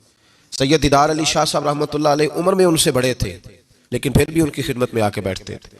صدر اللہ فاضل سید نعیم الدین مراد آبادی جیسی شخصیات ان کی بارگاہ میں رات کو بیٹھا کرتے تھے. بڑے بڑے قیمتی لوگ. حضرت محدث سے صورتی یہ مرید تھے مولانا فضل الرحمان گنج مراد آبادی رحمۃ اللہ علیہ, اور پڑھا بھی انہی سے, خلافت بھی انہی سے, سارا سلسلہ انہی سے, لیکن ہر وقت اعلیٰ حضرت کے پاس بیٹھے رہتے تھے, اور عمر بھی اعلیٰ حضرت سے زیادہ تھی. تو کچھ لوگوں نے کہا کہ سارا سلسلہ وہاں ہے, بیٹھے یہاں رہتے ہو. فرمانے لگے یار جو ایمان کی لذت ان کے پاس ملی ہے وہ کسی اور جگہ نہیں ملی. ہر چیز اپنی جگہ پہ, لیکن اس کے ساتھ ساتھ ایک دوسرا پہلو بھی تھا. جس طرح آج لوگوں نے شور ڈالا ہے نا, اتنی تنقید شاید کسی شخص پہ ہوتی ہو جتنی فاضل بریلوی پہ معاذ اللہ کی جاتی ہے. لوگ بدعتی کہہ کے, قبر پرست کہہ کے, بڑا کچھ کہہ کے تانے نہیں دیتے, انہیں الزامات نہیں لگتے. تو یہ آج نہیں شروع ہوئے, اس زمانے میں بھی یہ سلسلہ جاری تھا. حضرت مولانا ظفر الدین صاحب بہاری رحمۃ اللہ تعالی علیہ بہت بڑے عالم تھے, بخاری کی شرح فرمائی, اور اعلیٰ حضرت کے خلفاء میں سے تھے, بڑے قابل آدمی تھے, بہت بڑے عالم تھے. تو پیار بھی بڑا تھا. جس سے محبت ہوتی ہے اس کی غیرت بھی انسان کے دل میں ہونی چاہیے. تو خطوط پڑھنے کی اور جواب دینے کی ڈیوٹی بھی حضرت مولانا ظفر الدین بہاری رحمۃ اللہ علیہ کی تھی. تشریف فرما تھے, بیٹھے ہوئے تھے, تو خط آتے تھے. اب ہمارے ہاں ٹیلی فون آتے ہیں, کام آسان ہو گیا ہے. پرانے زمانے میں خطوط آیا کرتے تھے, اور خطوط کے جواب لکھنا ایک بہت بڑا کام ہوتا تھا. باقاعدہ مشائخ کے پاس کچھ لوگ ایسے موجود ہوتے تھے جو صرف خطوط کے جواب دیتے تھے, اور اگر کوئی فتوے کا معاملہ ہوتا تھا تو وہ فاضل بریلوی علیہ رحمہ خود لکھا کرتے تھے. تو خط کچھ آئے, مولانا ظفر الدین بہاری رحمۃ اللہ علیہ پڑھنے لگے, سنانے لگے, جواب اعلیٰ حضرت فرمانے لگے, وہ لکھنے لگے. تو ان خطوط کے اندر 2-3 خطوط ایسے بھی آئے جس میں لوگوں نے اعلیٰ حضرت کو گالیاں لکھی ہوئی تھی معاذ اللہ. بڑے سخت جملے کہے تھے, اور ایسی باتیں کہی تھیں کہ جو وہ پڑھتے گئے تو انہیں جلال آتا گیا. بڑے مریدین اعلیٰ حضرت کے حاجی لال خان جیسے بڑے رئیس اعظم لوگ تشریف فرما تھے. جب یہ خطوط پڑھے گئے جلال آیا سب مریدین کو, اور جوش میں مولانا ظفر الدین بہاری کہنے لگے میں ان پر مقدمہ کروں گا, میں کچہری جاؤں گا, عدالت جاؤں گا, میں مقدمہ کروں گا, انہیں سزائیں دلواؤں گا. اعلیٰ حضرت رحمۃ اللہ علیہ مسکرا کے ان کا چہرہ دیکھنے لگے, فرمانے لگے اس طرح کر, ان کو بند کر, اور یہ میرے سے چابی لے, فلاں الماری کھول, اس کے فلاں دراز میں کچھ خط پڑے ہیں وہ بھی نکال کے لا. آپ کہتے میں گیا, وہ خطوط میں نکال کر کے لایا, اور لا کر میں پڑھا. ان کو کھولا تو کسی نے اعلیٰ حضرت کو امام اہل سنت لکھا ہوا تھا, کسی نے لکھا تھا مجدد ہیں آپ, کسی نے لکھا تھا کہ ہندوستان کے حسان بن ثابت بھی آپ ہی ہیں رضی اللہ, کسی نے کوئی لقب دیا, کسی نے کوئی. اعلیٰ حضرت فرمانے لگے ظفر الدین اس طرح کر یار, انہوں نے میری تعریفیں کی ہیں, پہلے انہیں جائیدادیں بانٹنا, تو پھر تنقید کرنے والے پہ مقدمہ بھی کر لینا. انہیں پہلے جائیدادیں بانٹنا, ان کے لیے انعام کا اعلان کر. اور پھر بڑا خوبصورت اور قیمتی جملہ جو صوفیاء کی روحانی تربیت کے لیے بڑا قیمتی ہے, بڑا خوبصورت جملہ کہا. آپ فرمانے لگے مجھے بتاؤ تو صحیح, میرا ان کے ساتھ ذاتی جھگڑا کیا ہے؟ ان یہ جو مجھے گالیاں دیتے ہیں, میرا جھگڑا کیا ہے ان کے ساتھ؟ کوئی زمین کا میرا ان کے ساتھ لین دین کا معاملہ؟ کیا جھگڑا ہے؟ جھگڑا یہ ہے کہ یہ کہتے ہیں جیسا علم نبی پاک کو ہے ویسا جانوروں پاگلوں سب کو ہے, تو میں انہیں کہتا ہوں تم کفر بکتے ہو. یہ کہتے ہیں لاٹھی تو فائدہ دیتی ہے, محمد اور علی تو اتنا فائدہ بھی نہیں دیتے, تو میں انہیں کہتا ہوں تم کفر بکتے ہو. یہ کہتے ہیں اللہ جھوٹ بول سکتا ہے معاذ اللہ, تو میں کہتا ہوں تم کفر بکتے ہو. یہ کہتے ہیں حضور کے بعد بھی کوئی نبی آئے تو ختم نبوت میں فرق نہیں پڑتا, تو میں کہتا ہوں تم کفر بکتے ہو. یہ کہتے ہیں گدے بیل کا خیال آئے تو نماز نہیں ٹوٹتی, نبی پاک کا آ جائے تو ٹوٹ جاتی ہے. میں انہیں کہتا ہوں میرا ان کے ساتھ جھگڑا کیا ہے؟ یہ بس جھگڑا ہے. فرمایا چل ظفر الدین انہیں مجھے گالیاں نکالنے دے, جب تک مجھے گالیاں لکھتے رہیں گے میرے نبی کی توہین میں تو کوئی جملہ نہیں نہ لکھیں گے, لکھنے دے مجھے گالیاں. جے کر یار دے نام دا ملے میڑا, چولی پالے یہ پنجے سٹیے نا, تو یہ کر یار دے نام دی ملے سولی, چوٹا چوٹ لے یہ پیشاں ہٹی. ہمارے بزرگوں نے ہمیں سکھایا ہے ملامت نفع کی چیز ہے. جب آپ حق بات کہتے ہیں تو بہت سارے لوگ ایسے ہوتے ہیں جن کو وہ بات اچھی نہیں لگتی. اپنی طبیعت کے اندر یہ تازگی پیدا کریں. درس یہ ہے آج کا کہ یہ تازگی اپنی طبیعت میں پیدا کریں, اور بڑی جلدی پریشان ہو کے بکھر جانا, بلکہ کچھ ساتھی بکھرتے ہیں کچھ بکھرتے ہیں, بالکل بکھر جاتے ہیں. آپ بکھرے نہیں. اگر کوئی شخص 2 منٹ کے لیے کیا ہی دیتا ہے کہ پتہ ہے مجھے تو پہلے کیا تھا, آج تو نے وہاں جا کے داڑھی رکھ لی ہے, تو اس سے آپ کی داڑھی کا ثواب بڑھ جائے گا, کم نہیں ہوگا. اس سے آپ کا اجر اس سے بڑھے گا, آپ کو فائدہ زیادہ ہوگا. جتنی نیکی دقت کے ساتھ ہوتی ہے اتنا اللہ اجر زیادہ عطا فرماتا ہے. تو آپ بڑی جلدی پریشان نہ ہوا کریں، بڑی جلدی آپ جو ہے وہ اس طرف توجہ نہ کیا کریں کہ یہ مجھے فلاں آدمی یہ کہہ رہا ہے تو اب کیا بنے گا، کس طرح کر کے یہ سلسلہ چلے گا۔ یہ ہمارے بزرگوں نے، ہمارے مشائخ نے، ہماری تربیت کرنے والوں نے یہ اسباق ہمیں پڑھائے کہ اس سے فائدہ ہوتا ہے، اس سے نفع ہوتا ہے۔ بہت سارے لوگ کہتے ہیں میں نے داڑھی رکھ لی تو میرے اندر بڑی کمی ہے، تو لوگ کہیں گے، بہت سارے لوگ تانا دیتے ہیں داڑھی رکھ کے تو اس طرح کرتا ہے۔ تو بھائی بات یہ ہے کہ داڑھی رکھنے کے بعد معصوم کون ہو جاتا ہے؟ یہ کس نے فتویٰ دیا ہے کہ جو رکھ لے وہ معصوم ہے، اب اس سے غلطی نہیں ہوگی؟ تو گناہ چھوڑنے کی کوشش کرنی چاہیے، بلکہ میرا تو نظریہ یہ ہے کہ داڑھی بہت سارے گناہوں سے بچا لیتی ہے بندے کو، بہت ساری گناہوں سے داڑھی بندے کو یہ محفوظ کر لیتی ہے۔ یہ چیزیں آپ کو بچائیں گی، آپ کا تعارف بڑھ جائے گا، آپ کے لیے لوگ اچھے جملے کہنے لگ جائیں گے، خیر کا فکر آپ کے لیے ادا کیا جائے گا۔ اس لیے نیکی کے رستے میں جب کوئی آدمی کوئی کسی جگہ پہ کسی شخص کو برا کہے، پھر ایک اور سوال ہے، اس کا جواب بھی بڑا ضروری ہے۔ کہتے ہیں جب میں برا تھا مجھے کوئی تنگ نہیں کرتا تھا، کسی کی طاقت نہیں ہوتی تھی، اب میں اچھا ہو گیا ہوں تو سارے چڑھائی کر جاتے ہیں۔ او بھائی بات سنو، بڑی سادی سی بات، میں نے شاید پہلے بھی ایک دفعہ یہ جملہ کہا تھا آپ کو سمجھاتے ہوئے، پھر کہتا ہوں۔ میرے محبوب پاک صلی اللہ تعالی علیہ وسلم کی سیرت کے جو کمالات ہیں ان میں سے ایک بہت بڑا کمال یہ ہے کہ نبی پاک کی ذات تک لوگوں کی رسائی بڑی آسان تھی، آسان رسائی تھی، کسی کو مشکل، کسی کو دقت نہیں ہوتی تھی حضور تک پہنچنے میں، آسان رسائی۔ اگر کچھ شخص سمجھنے لگ گیا تیرے بارے میں کہ تجھے میں کچھ کہہ لوں گا تو اب یہ کچھ کہے گا نہیں، تو اس میں حرج کیا ہے؟ کیا حرج ہے؟ اور ایک نسخہ اور دے رہا ہوں، اس پہ بھی عمل کر کے دیکھیں۔ ایک ہوتا ہے کسی کے ساتھ لڑائی کرنا، وہ 2 منٹ کی ہوتی ہے، آپ کو کسی نے کچھ کہا، جواب میں آپ نے 2-3 باتیں کی تو یہ 2 منٹ کی جنگ ہے، یہ ختم ہو گئی، اس سے آپ کو سکون نہیں ملے گا۔ اور اگر آپ سزا دینا بھی چاہتے ہیں تو سامنے والے کو سزا نہیں ملے گی، لیکن اگر سامنے والے نے سخت جملہ کہا اور آپ نے مسکرا کے اسے دیکھا اور پھر آپ نے خاموشی اختیار فرمائی تو آپ تو خوش ہو کے گھر آ جائیں گے، وہ ساری رات سو نہیں سکے گا، اس کے لیے مشکل بن جائے گی کہ میرے ساتھ اس نے کر کیا دیا ہے، کیا کر دیا اس نے میرے ساتھ، کیا اس نے کر دیا میرے ساتھ۔ تو ملامت فائدہ مند چیز ہے، اس کو حاصل کریں، یہ ہمارے بزرگوں کا طریقہ ہے اور ہمارے بزرگ کوشش کرتے ہیں۔ یہ بہت زیادہ تعریفیں بڑی تکلیف دیتی ہیں بعض اوقات، اس لیے میرے عزیز بڑی جلدی نہ گھبرائیں، یہ تو شیطان کا ایک حملہ ہے، یہ تو نفس کی ایک چال ہے، یہ تو ایک باریک فتنہ ہے کہ ہم ادھر گئے تھے تو ہمیں ٹوک دیا گیا تو روک دیا گیا تو ہم نے چھوڑ دیا۔ ایسے نہیں کریں، اپنے اندر یہ خوبی پیدا کریں، اور جب آپ تھوڑا سا یہ برداشت کرنا سیکھیں گے پھر ہی تو لطف آئے گا نیکی کرنے کا۔ اور پھر ایک اور بات بھی آپ سے بڑی ضروری ہے، آپ کو گزارش، اختراع نہ کریں، اپنی مرضی کی چیزیں وضع نہ کریں، اپنی مرضی کے سوال جواب نہ کبھی بھی ذہن میں پیدا کریں۔ قرآن و حدیث ہمارے پاس موجود ہے، ہمارے صوفیاء کے پورے ابواب اور نصیحت کے مقدس موتی ہمارے پاس موجود ہے، آگے بڑھیں، ان باتوں کو لیں۔ تو اس طرف خاص توجہ فرمائے، فرمایا وہ لوگ جو اللہ کا وعدہ توڑتے ہیں پکا کرنے کے بعد، وَيَقْطَعُونَ مَا أَمَرَ اللَّهُ بِهِ أَن يُوصَلَ، اور ان چیزوں کو توڑتے ہیں جنہیں اللہ نے جوڑنے کا حکم دیا ہے، وَيُفْسِدُونَ فِي الْأَرْضِ، یہ وہ لوگ ہیں جو زمین میں فساد پھیلاتے ہیں، جو ان رشتوں کو توڑتے ہیں، ان تعلقات کو توڑتے ہیں جنہیں اللہ نے جوڑنے کا حکم دیا ہے، یہ لوگ زمین میں فساد پھیلاتے ہیں۔ اولئک ھم الخاسرون، فرمایا یہی لوگ نقصان میں۔ رشتہ جڑنے سے امن قائم ہوتا ہے، رشتے ٹوٹنے سے فساد ہوتا ہے۔ رشتے لگانے کا لوگوں کو بہت شوق ہے، حالانکہ رشتہ لگانا اتنا مشکل نہیں جتنا نبھانا مشکل ہے۔ ہم ساری زندگی یہ ثابت کرنے کی کوشش کرتے رہتے ہیں کہ ہمارا جو فلاں آدمی سے تعلق ہے وہ بڑا مضبوط ہے، ہم یہ بتاتے رہتے ہیں کہ مجھے تجھ سے بڑا پیار، اور بتانا بھی چاہیے۔ نبی پاک صلی اللہ علیہ وسلم نے فرمایا جس سے محبت ہو اسے بتایا کرو کہ مجھے تجھ سے محبت ہے، تاکہ وہ بھی تم سے پیار کرے، یہ بتا دینا چاہیے۔ لیکن بتانے کا حکم ہے، ساری زندگی ثابت کرنے کا حکم نہیں۔ ہم ساری زندگی یہ ثابت کرتے رہتے ہیں کہ میں بڑا فرمانبردار ہوں آپ کا، میں بڑا تابعدار ہوں، میں آپ سے بڑی محبت کرتا ہوں، یہ ثابت کرتے رہتے ہیں۔ رشتے نبھانے سے بات بنتی ہے، ثابت کرنے سے بات نہیں بنتی۔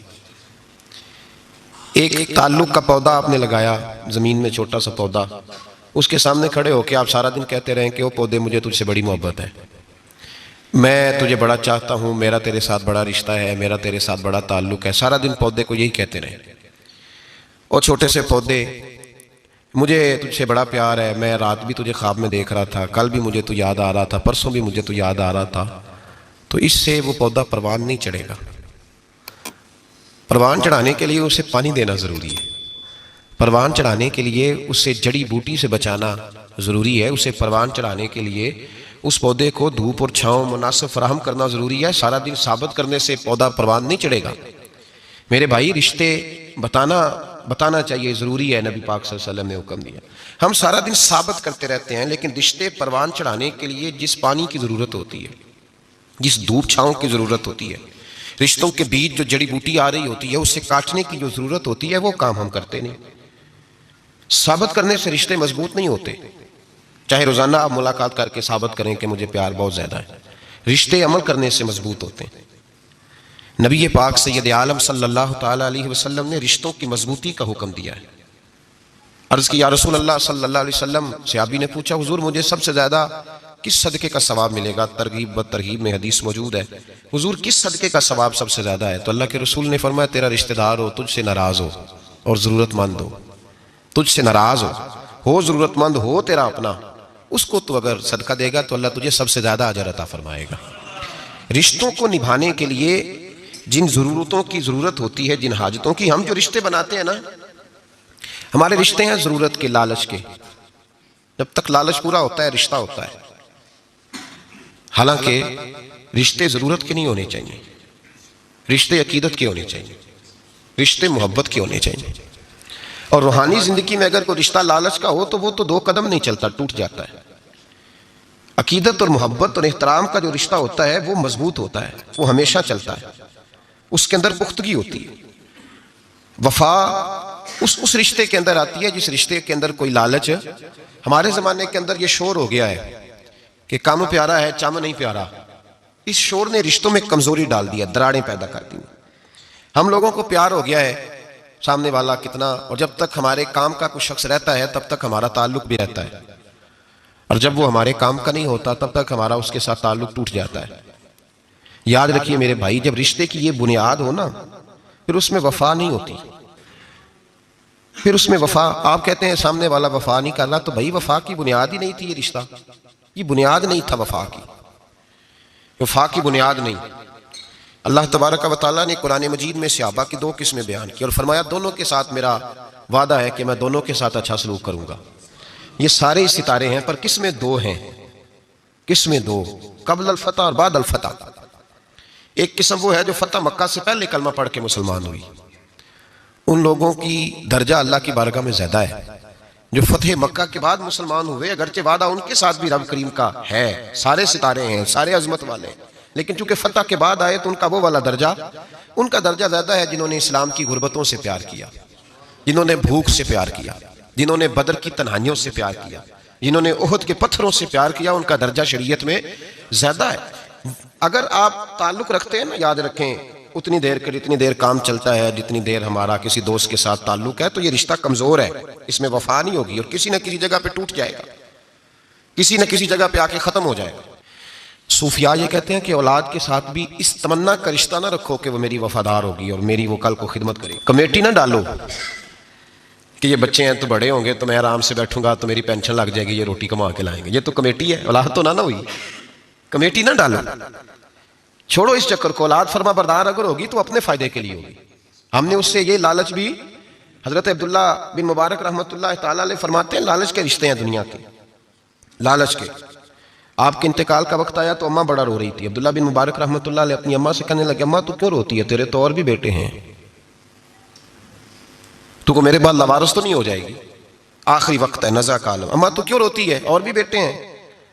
تو اماں کہنے لگی بیٹا اور بھی بیٹے ہیں پر جس طرح کا دھیان تو رکھتا تھا وہ نہیں رکھتے، جس طرح وقت پہ دوائی تو لا کے دیتا تھا وہ نہیں لا کے دیتے، جس طرح تو میرے کھانے پینے کا خیال رکھتا تھا وہ۔ کہنے لگے اچھا اماں اس کا مطلب ہے تو مجھے نہیں رو رہی، تو اپنی ضرورتوں کو رو رہی ہے کہ روٹی کون دے گا، کھانا کون لائے گا، دوائی، میں سمجھا تھا شاید مجھے رو رہی ہے۔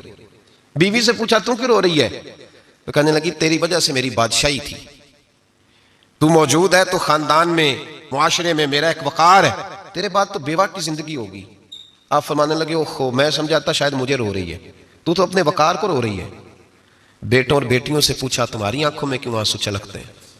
کہنے لگے ابا جس پیار سے باپ شادی کرتا ہے دوسرا کوئی نہیں کر سکتا، اور جس محبت سے باپ لا کے کما کے دیتا ہے دوسرا کوئی نہیں دے سکتا۔ فرمانے لگے اوہو میں سمجھا تھا مجھے رو رہے ہو، تم تو شادیوں کو رو رہے ہو، میرے ساتھ تو تعلق ہی نہیں. پھر عبداللہ بن مبارک رونے لگے, اب پھوٹ کے روئے. کسی نے کہا آپ کیوں روتے ہیں؟ فرمایا آج سمجھ آئی ہے, میرے ساتھ اگر بے لوث رشتہ ہے تو یہاں خدا کا ہے یا محمد مصطفیٰ کا ہے صلی اللہ علیہ وسلم. آج سمجھ آئی ہے. وہ میں نے جن کے ساتھ تعلق مضبوط کیا ہی نہیں, کبھی فجر چھوڑی, کبھی زور چھوڑی, کبھی یہ رہ گیا, کبھی وہ رہ گیا, کبھی داڑھی کا پروگرام بنا, کبھی رہ گیا. جن کے ساتھ میں کمزور تھا وہ میرے ساتھ مضبوط تھے, اور جن کے ساتھ میں مضبوط تھا ان کا میرے ساتھ کیا حال تھا. یہ کمزوری ہے رشتوں میں, وفا نہیں. ہمیں تو بھائی کام پیارا ہے, چم نہیں. بالکل. بچے شکایت کرتے ہیں, کہتے ہیں ابا کماؤ پتر سے پیار کرنے لگا ہے. بچے شکوہ کرتے ہیں, کہتے ہیں جو آدمی جیب میں زیادہ پیسے ڈالتا ہے ابا جی کا پیارا ہے. باپ شکوہ کرنے لگے ہیں, کہتے ہیں میں مالدار ہوتا تو میرے بچے بھی فرما بردار ہوتے. رشتوں کو روح کا رشتہ بنائیں, وفا کا رشتہ بنائیں. وفا کا, کتے کا ذکر قرآن پاک میں آیا ہے, اس لیے آیا ہے کہ اس نے اللہ کے ولیوں سے وفا کی تھی. اسی آیا ہے کہ اس نے اللہ کے ولیوں کے ساتھ وفاداری کی. وفاداری کی تو اللہ نے اس کا ذکر قرآن میں. ایک بادشاہ تھا, بادشاہ جو ہوتے تھے ان کے اپنے اپنے مزاج ہوتے تھے. اس بادشاہ نے 4 5 6 کتے رکھے ہوئے تھے, اور کتے بڑے بڑے کتے تھے, اور بڑے وہ خونخوار کتے تھے, چیر پھاڑ کھا جاتے تھے, شیر جتنے ان کے قد تھے. بادشاہ تھوڑا سا کسی آدمی سے ناراض ہوتا نا تو ایک بہت بڑے پنجرے کے اندر ایک بہت بڑا سلاخوں کا گھر اس نے بنایا ہوا تھا, اس میں کتے ہوتے تھے. اور کتے کو جب باندھ کے رکھا جاتا ہے تو زیادہ زہریلا ہو جاتا ہے, وہ زیادہ اس کے اندر کرواہٹ آتی ہے, زیادہ کاٹتا ہے. اس نے قید کیے ہوئے تھے, کتے تو بڑے زہریلے تھے. جس آدمی سے بادشاہ تھوڑا سا ناراض ہوتا نا تو وہ کتے کے آگے اس آدمی کو ڈالتا, کتے اس کو چیر پھاڑ کے کھا جاتے. یہ سزا تھی, لوگوں کو پتا تھا. بادشاہ کے وزیر نے بڑی خدمت کی بادشاہ کی, 35 سال تک نوکری کی. لیکن ہر سورج نے غروب تو ہونا ہی ہوتا ہے نا, ہر چاند نے ڈھلنا بھی ہوتا ہے. اب بوڑھا ہونے لگا, وہ جو مضبوط حافظہ تھا وہ کمزور ہونے لگا, ہلکی ہلکی غلطی. بادشاہ مزاج کا بادشاہ تھا, نہیں سمجھ میں آیا. تو میں نے کہا کہ لوگ کہتے ہیں ہمیں کام پیارا ہے, چم نہیں. تو رشتہ وفا کا تھا ہی نہیں. وزیر سمجھنے لگا کہ اب نا میں بھی غلطیاں کرنے لگا ہوں, تو ایسا نہ ہو کسی دن میں بھی ان کتوں کا شکار ہو جاؤں. اس نے بادشاہ سے کہا کہ بادشاہ, مجھے آہستہ آہستہ معذرت کرنے لگا, قدم ہٹانے لگا کہ مجھے چھٹی دے دی جائے, میں بوڑھا ہو گیا ہوں. لیکن اس نے کہا نہیں نہیں, جب تک میری طبیعت نہیں مانتی تم نہیں جا سکتے. مطلق العنان لوگ تھے. وزیر خاموش ہو گیا, پریشان رہنے لگا, غلطی ہو گئی ہے تو پھینک دے گا. ایک تجویز اس کے ذہن میں آئی. وہ جو پنجرے, کتوں کے پنجرے پر محافظ بیٹھا تھا نا, جو ان کو کھانا ڈالتا تھا, روٹی ڈالتا تھا, گوشت دیتا تھا, اس کو ایک دن کہنے لگا یار تیری ڈیوٹی ہے سارا دن کتوں کو کھانا دینے کی, گوشت دینے کی, تو 2 4 دن ڈیوٹی مجھے نہیں دیتا؟ کہ تو لے لے, میں تو پہلے پریشان ہوں, سارا دن ان کی دیکھ بھال کرتا ہوں. اس نے کچھ تھوڑا سا گوشت لیا, پنجرے کے باہر کھڑے ہو کے کتوں کو ڈالا. اگلے دن تھوڑی روٹیاں لے آیا, کتوں کو ڈالی. 2 4 دن, ہفتہ, مہینہ, سال بھر, جتنا اس کو موقع ملا وہ دن بھر خدمت کرتا. بس وقت ایک دن آ گیا, بادشاہ کو کوئی بات اچھی نہ لگی. اس نے کہا اس بڈھے کو اٹھاؤ اور ڈالو کتوں کے پنجرے میں. ساری زندگی یہاں رہا, اسے ابھی تک نہیں پتا چلا میرے مزاج کا. جب اٹھا کے پنجرے میں ڈالا نا تو بجائے اس کے کہ کتے اس سے کاٹ کھاتے, وہ اس کے پیر چومنے لگے. وہ پیر چومنے لگے, ہاتھ چومنے لگے, چاٹنے لگے. تو بادشاہ سامنے کھڑا تھا نظارہ دیکھنے کو کہ چیر پھاڑ کرتے تو خوش ہوا کرتا تھا, خونخوار درندے جیسی اس کی طبیعت ہو گئی. جب دیکھا پیار کر رہے ہیں تو بادشاہ وزیر سے کہنے لگا یہ کیا ہے؟ تو وزیر رو پڑا, کہنے لگا تو سیاستدان تھا تو میں بھی سیاستدان تھا, ساری زندگی سیاست کی لیکن دنیا داروں کے ساتھ رہا, تو انجام یہ ہوا کہ مجھے اس پنجرے میں ڈال دیا گیا. دیکھ تو بہت بڑا سیانہ تھا اور میں بھی سمجھدار تھا, وزیر رہا, لیکن ہمارا روح کا رشتہ نہ بن سکا. ارے ہم سے تو یہ کتے ہی اچھے نکلے. تیری 40 35 سال خدمت کی تو تو نے کتوں کے آگے ڈال دیا. انہیں تو چند مہینے روٹی ڈالی ہے, میرے وفادار ہو گئے. چند مہینے روٹی, جنہ تنا وچ عشق نہ رچیا کتے نہ تھی چنگے. جنہ تنا وچ عشق نہ رچیا کتے نہ تھی چنگے. مالک دے کر راکھی کر دے صابر بھکھے ننگے. اور بابا بلے شاہ صاحب فرماتے ہیں تو راتی جاگیں تے شیخ صدا میں, راتی جاگ دے کتے تے تیتھوں اتے مالک دا در مول نہ چھڑ دے. پاویں مارو 100 جتے تے تیتھوں اتے رکھا سکھا کھا. دنے جار رکھاں وچ ستے تیتھوں اتے ایک برکی دا قدر پچھانن.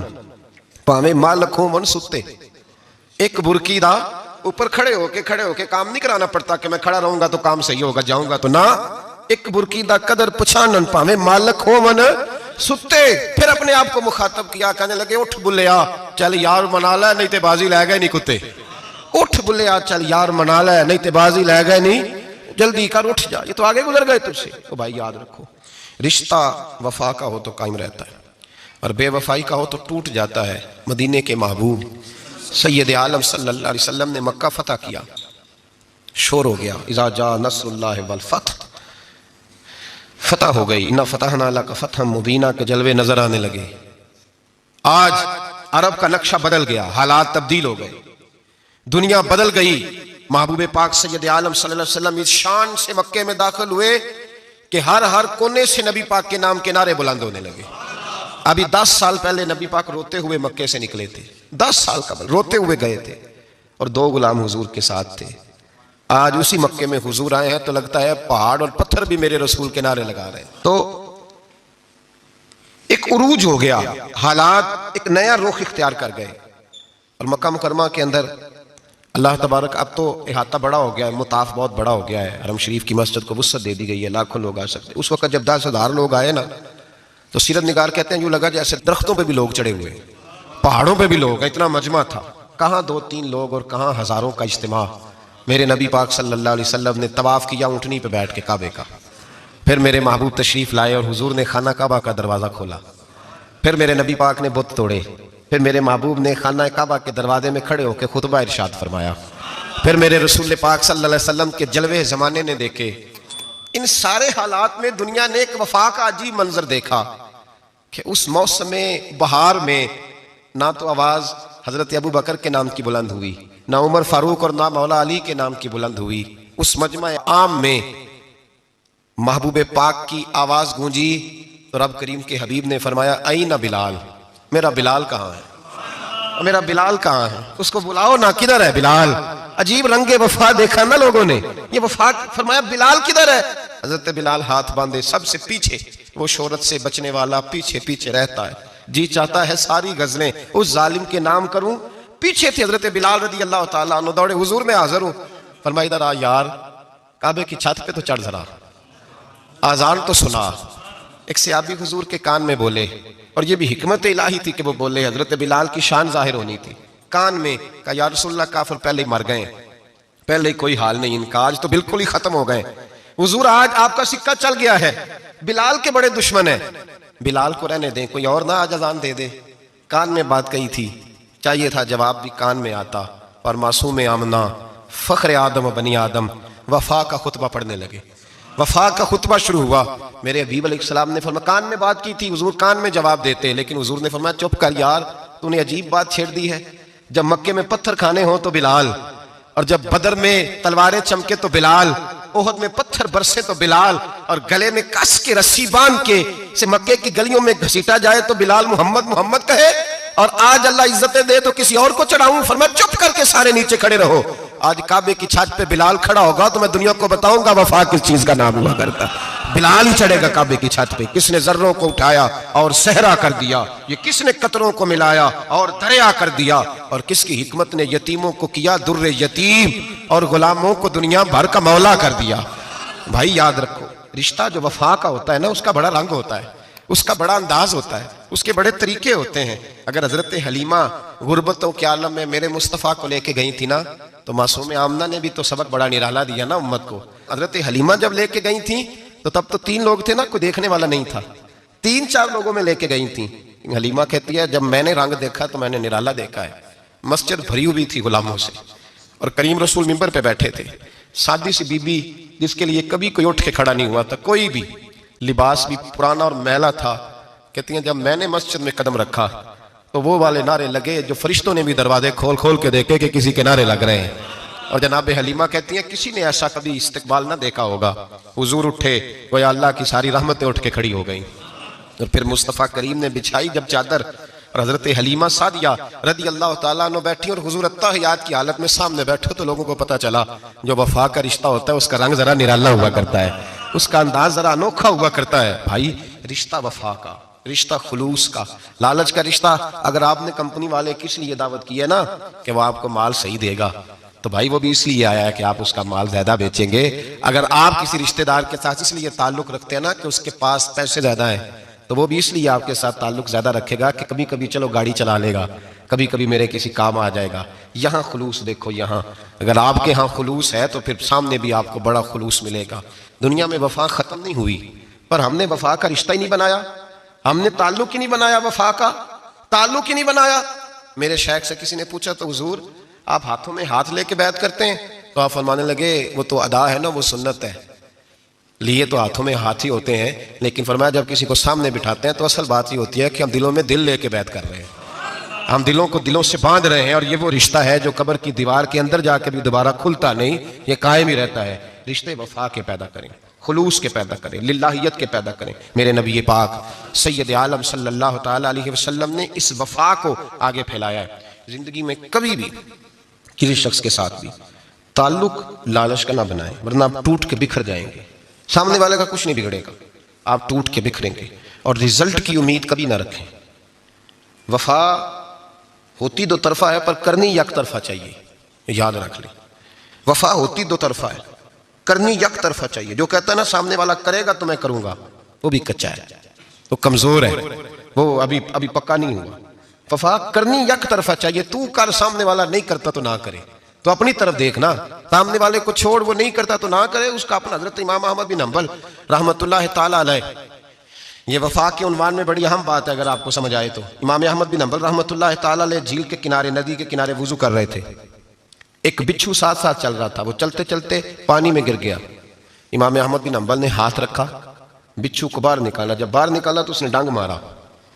جس کی طبیعت میں ڈانگ ہوگا تو وہ ڈانگ ہی مارے گا, کے پاس ہے ہی اور کوئی نہیں تو وہ کرے کیا, وہ مجبور ہے. اس نے ڈانگ مارا, امام صاحب نے باہر رکھا. بھیگا ہوا بچھو آپ نے دیکھا, اور جب ندی کنارے چلتا ہے تو پھر گر جاتا ہے. وہ پھر گرا تو امام صاحب نے پھر نکال کے باہر رکھا, تو اس نے پھر ڈانگ مارا. پھر ساتھ ساتھ چلتے چلتے وہ گر گیا. کئی دفعہ ایسے ہوا, کئی دفعہ امام صاحب نے نکالا. ایک شخص قریب کھڑا دیکھ رہا تھا, وہ کہنے لگا حضور بس کریں, آپ نکالتے ہیں وہ ڈانگ مارتا ہے, چھوڑ دیں. آپ فرمانے لگے اچھا بھائی بڑا تو عجیب مشورہ دے رہا ہے. وہ اپنی بری عادت پہ ڈٹ گیا ہے تو میں اچھی عادت ہی چھوڑ دوں؟ وہ بری نہیں چھوڑ رہا, ڈٹ گیا, بار بار ڈانگ مارتا ہے تو میں اچھی چھوڑ دوں؟ آپ اپنی طرف دیکھیں گے, ہماری طرف سے کوئی کمی نہیں آنی چاہیے. سامنے والا جانے, اس کا کام جانے. وفا کا رشتہ مضبوط رکھیں, دوستی کا تعلق مضبوط. میاں صاحب نے کہا چنگی مندی سجنا کولو 100 واری ہو جاندی. کنی واری؟ پکی گل ہے نا جی, کنی واری میاں صاحب نے کہا ہے 100 واری. ہم تو ایک بار بھی معافی دینے کو تیار نہیں. چنگی مندی سجنا کولو, ایسے نہیں آنے جانے والے سے نہیں. اس کے معاملے میں تو ہم خوددار ہیں نا, ہر ایک سے نہیں سنتے, وہاں تو ہم خوددار ہیں. سجنا کولو, چنگی مندی سجنا کولو 100 واری ہو جاندی. یار یاراں دا گلا نہیں کردے اصل پریت جنہاں دی. اور پھر یہ بھی کہتے ہیں پانی پرن سہیلیاں رنگا رنگ کڑے, اسی پریا اس دا جانیے جس دا توڑ چڑے. پریا اس دا جانیے جس دا, یاد رکھ لیں, پریا اس دا جانیے جس دا. مزہ تب بھی ہے کہ حضرت ابو بکر صدیق کا جنازہ روضہ رسول پہ رکھا جائے تو مصطفیٰ کریم کا دروازہ خود بخود کھل جائے, اور حضور فرمائے لاؤ دوست کو دوست کے ساتھ ملا دو. پانی پرن سہیلیاں تے رنگا رنگ کڑے, پریا اس دا جانیے جس دا توڑ. رشتوں کو ثابت نہ کریں, رشتوں سے وفا کریں.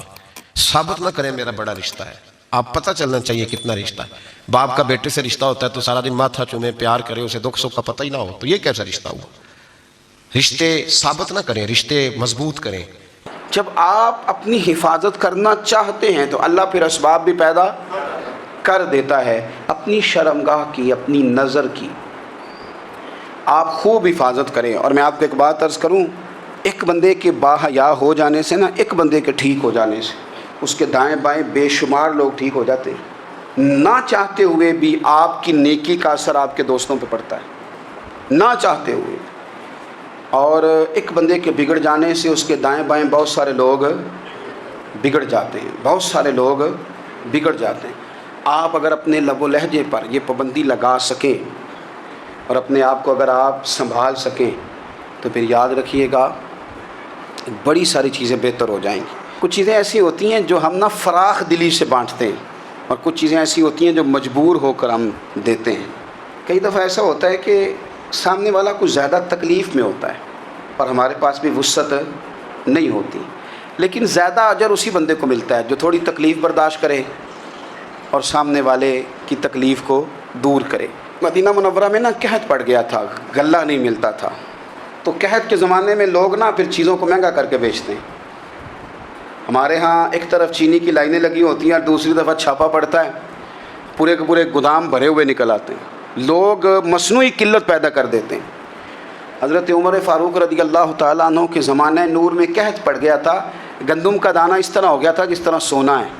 سیدنا عثمان غنی رضی اللہ تعالیٰ عنہ کے نا بہت سارے اونٹ غلے کے بھرے ہوئے مصر سے آئے، اور لگتا یوں ہے کہ وہ شخص آپ ہی کو غلہ دیتا تھا، کسی اور کو دیتا بھی نہیں تھا، جو اونٹ بھر کے اس نے دیے۔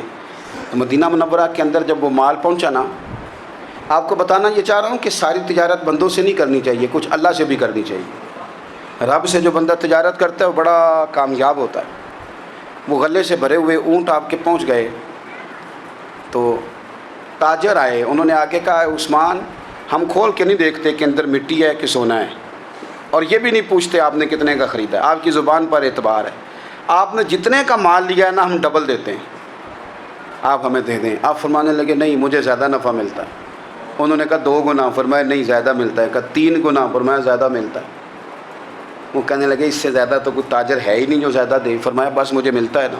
کہا کتنا ملتا ہے؟ فرمانے لگے لگتا ہے کہ اگر وہ تاجر زیادہ کرم نوازی کرے تو 700 گنا تو دے گا ہی، اور باقی کریم ہے۔ انہوں نے کہا جی نہیں اتنا نہیں ہم دے سکتے، پھر آپ بیچ لیں۔ یہ بات ہی سمجھ میں نہیں آتی۔ لوگ چلے گئے تو حضرت عثمان غنی مال اٹھا کے مسجد کے دروازے پہ لے گئے، جا کے کہنے لگے اے عمر اعلان کر دیں جس غریب کو گندم کی ضرورت ہے، آسانی کے دور میں نہیں دقت کے دور میں، جب لوگوں کو مل نہیں رہی چیز، جس کو ضرورت ہے وہ آئے اور آ کے لے جائے۔ جب جناب عثمان غنی کے اس غلے کا اعلان ہوا تو تاجروں کو اب مسئلہ سمجھ میں آیا کہ یہ 700 گنا کو بندہ نہیں دے رہا، یہ رب کریم عطا فرما رہا ہے۔ میرے عزیز کچھ سودے رب کے ساتھ بھی کریں۔ اگر کوئی بڑا ضرورت مند دروازے پہ آ جائے نا تو پھر اپنا نفع نقصان نہیں سوچنا، پھر تو رب کے ساتھ تجارت کرنی ہے۔ ضرورت مند کی ضرورت کا لحاظ کرنا یہ نہ مسلمانوں کے ایک دوسرے کے قریب کرے گا۔ ہم کون ہوتے ہیں کسی کی حاجت پوری کرنے والے، ضرورت پوری کرنے والے؟ کرنے والا تو اللہ ہے۔ تو اگر رب ہمیں کبھی وسیلہ بنائے، ذریعہ بنائے، تو پھر ہمیں ذرا نا خوش دلی سے بننا چاہیے، ذوق اور شوق سے بڑھنا چاہیے، پھر ہمیں کمزور نہیں پڑنا چاہیے۔ مضبوطی والی ڈیوٹی سر انجام دیں۔ اللہ اپنے ساتھ، اپنے محبوب کے ساتھ، اپنے نیک بندوں کے ساتھ ہمارے رشتوں کو مضبوط فرمائے۔ آمین۔ آخر دعویٰ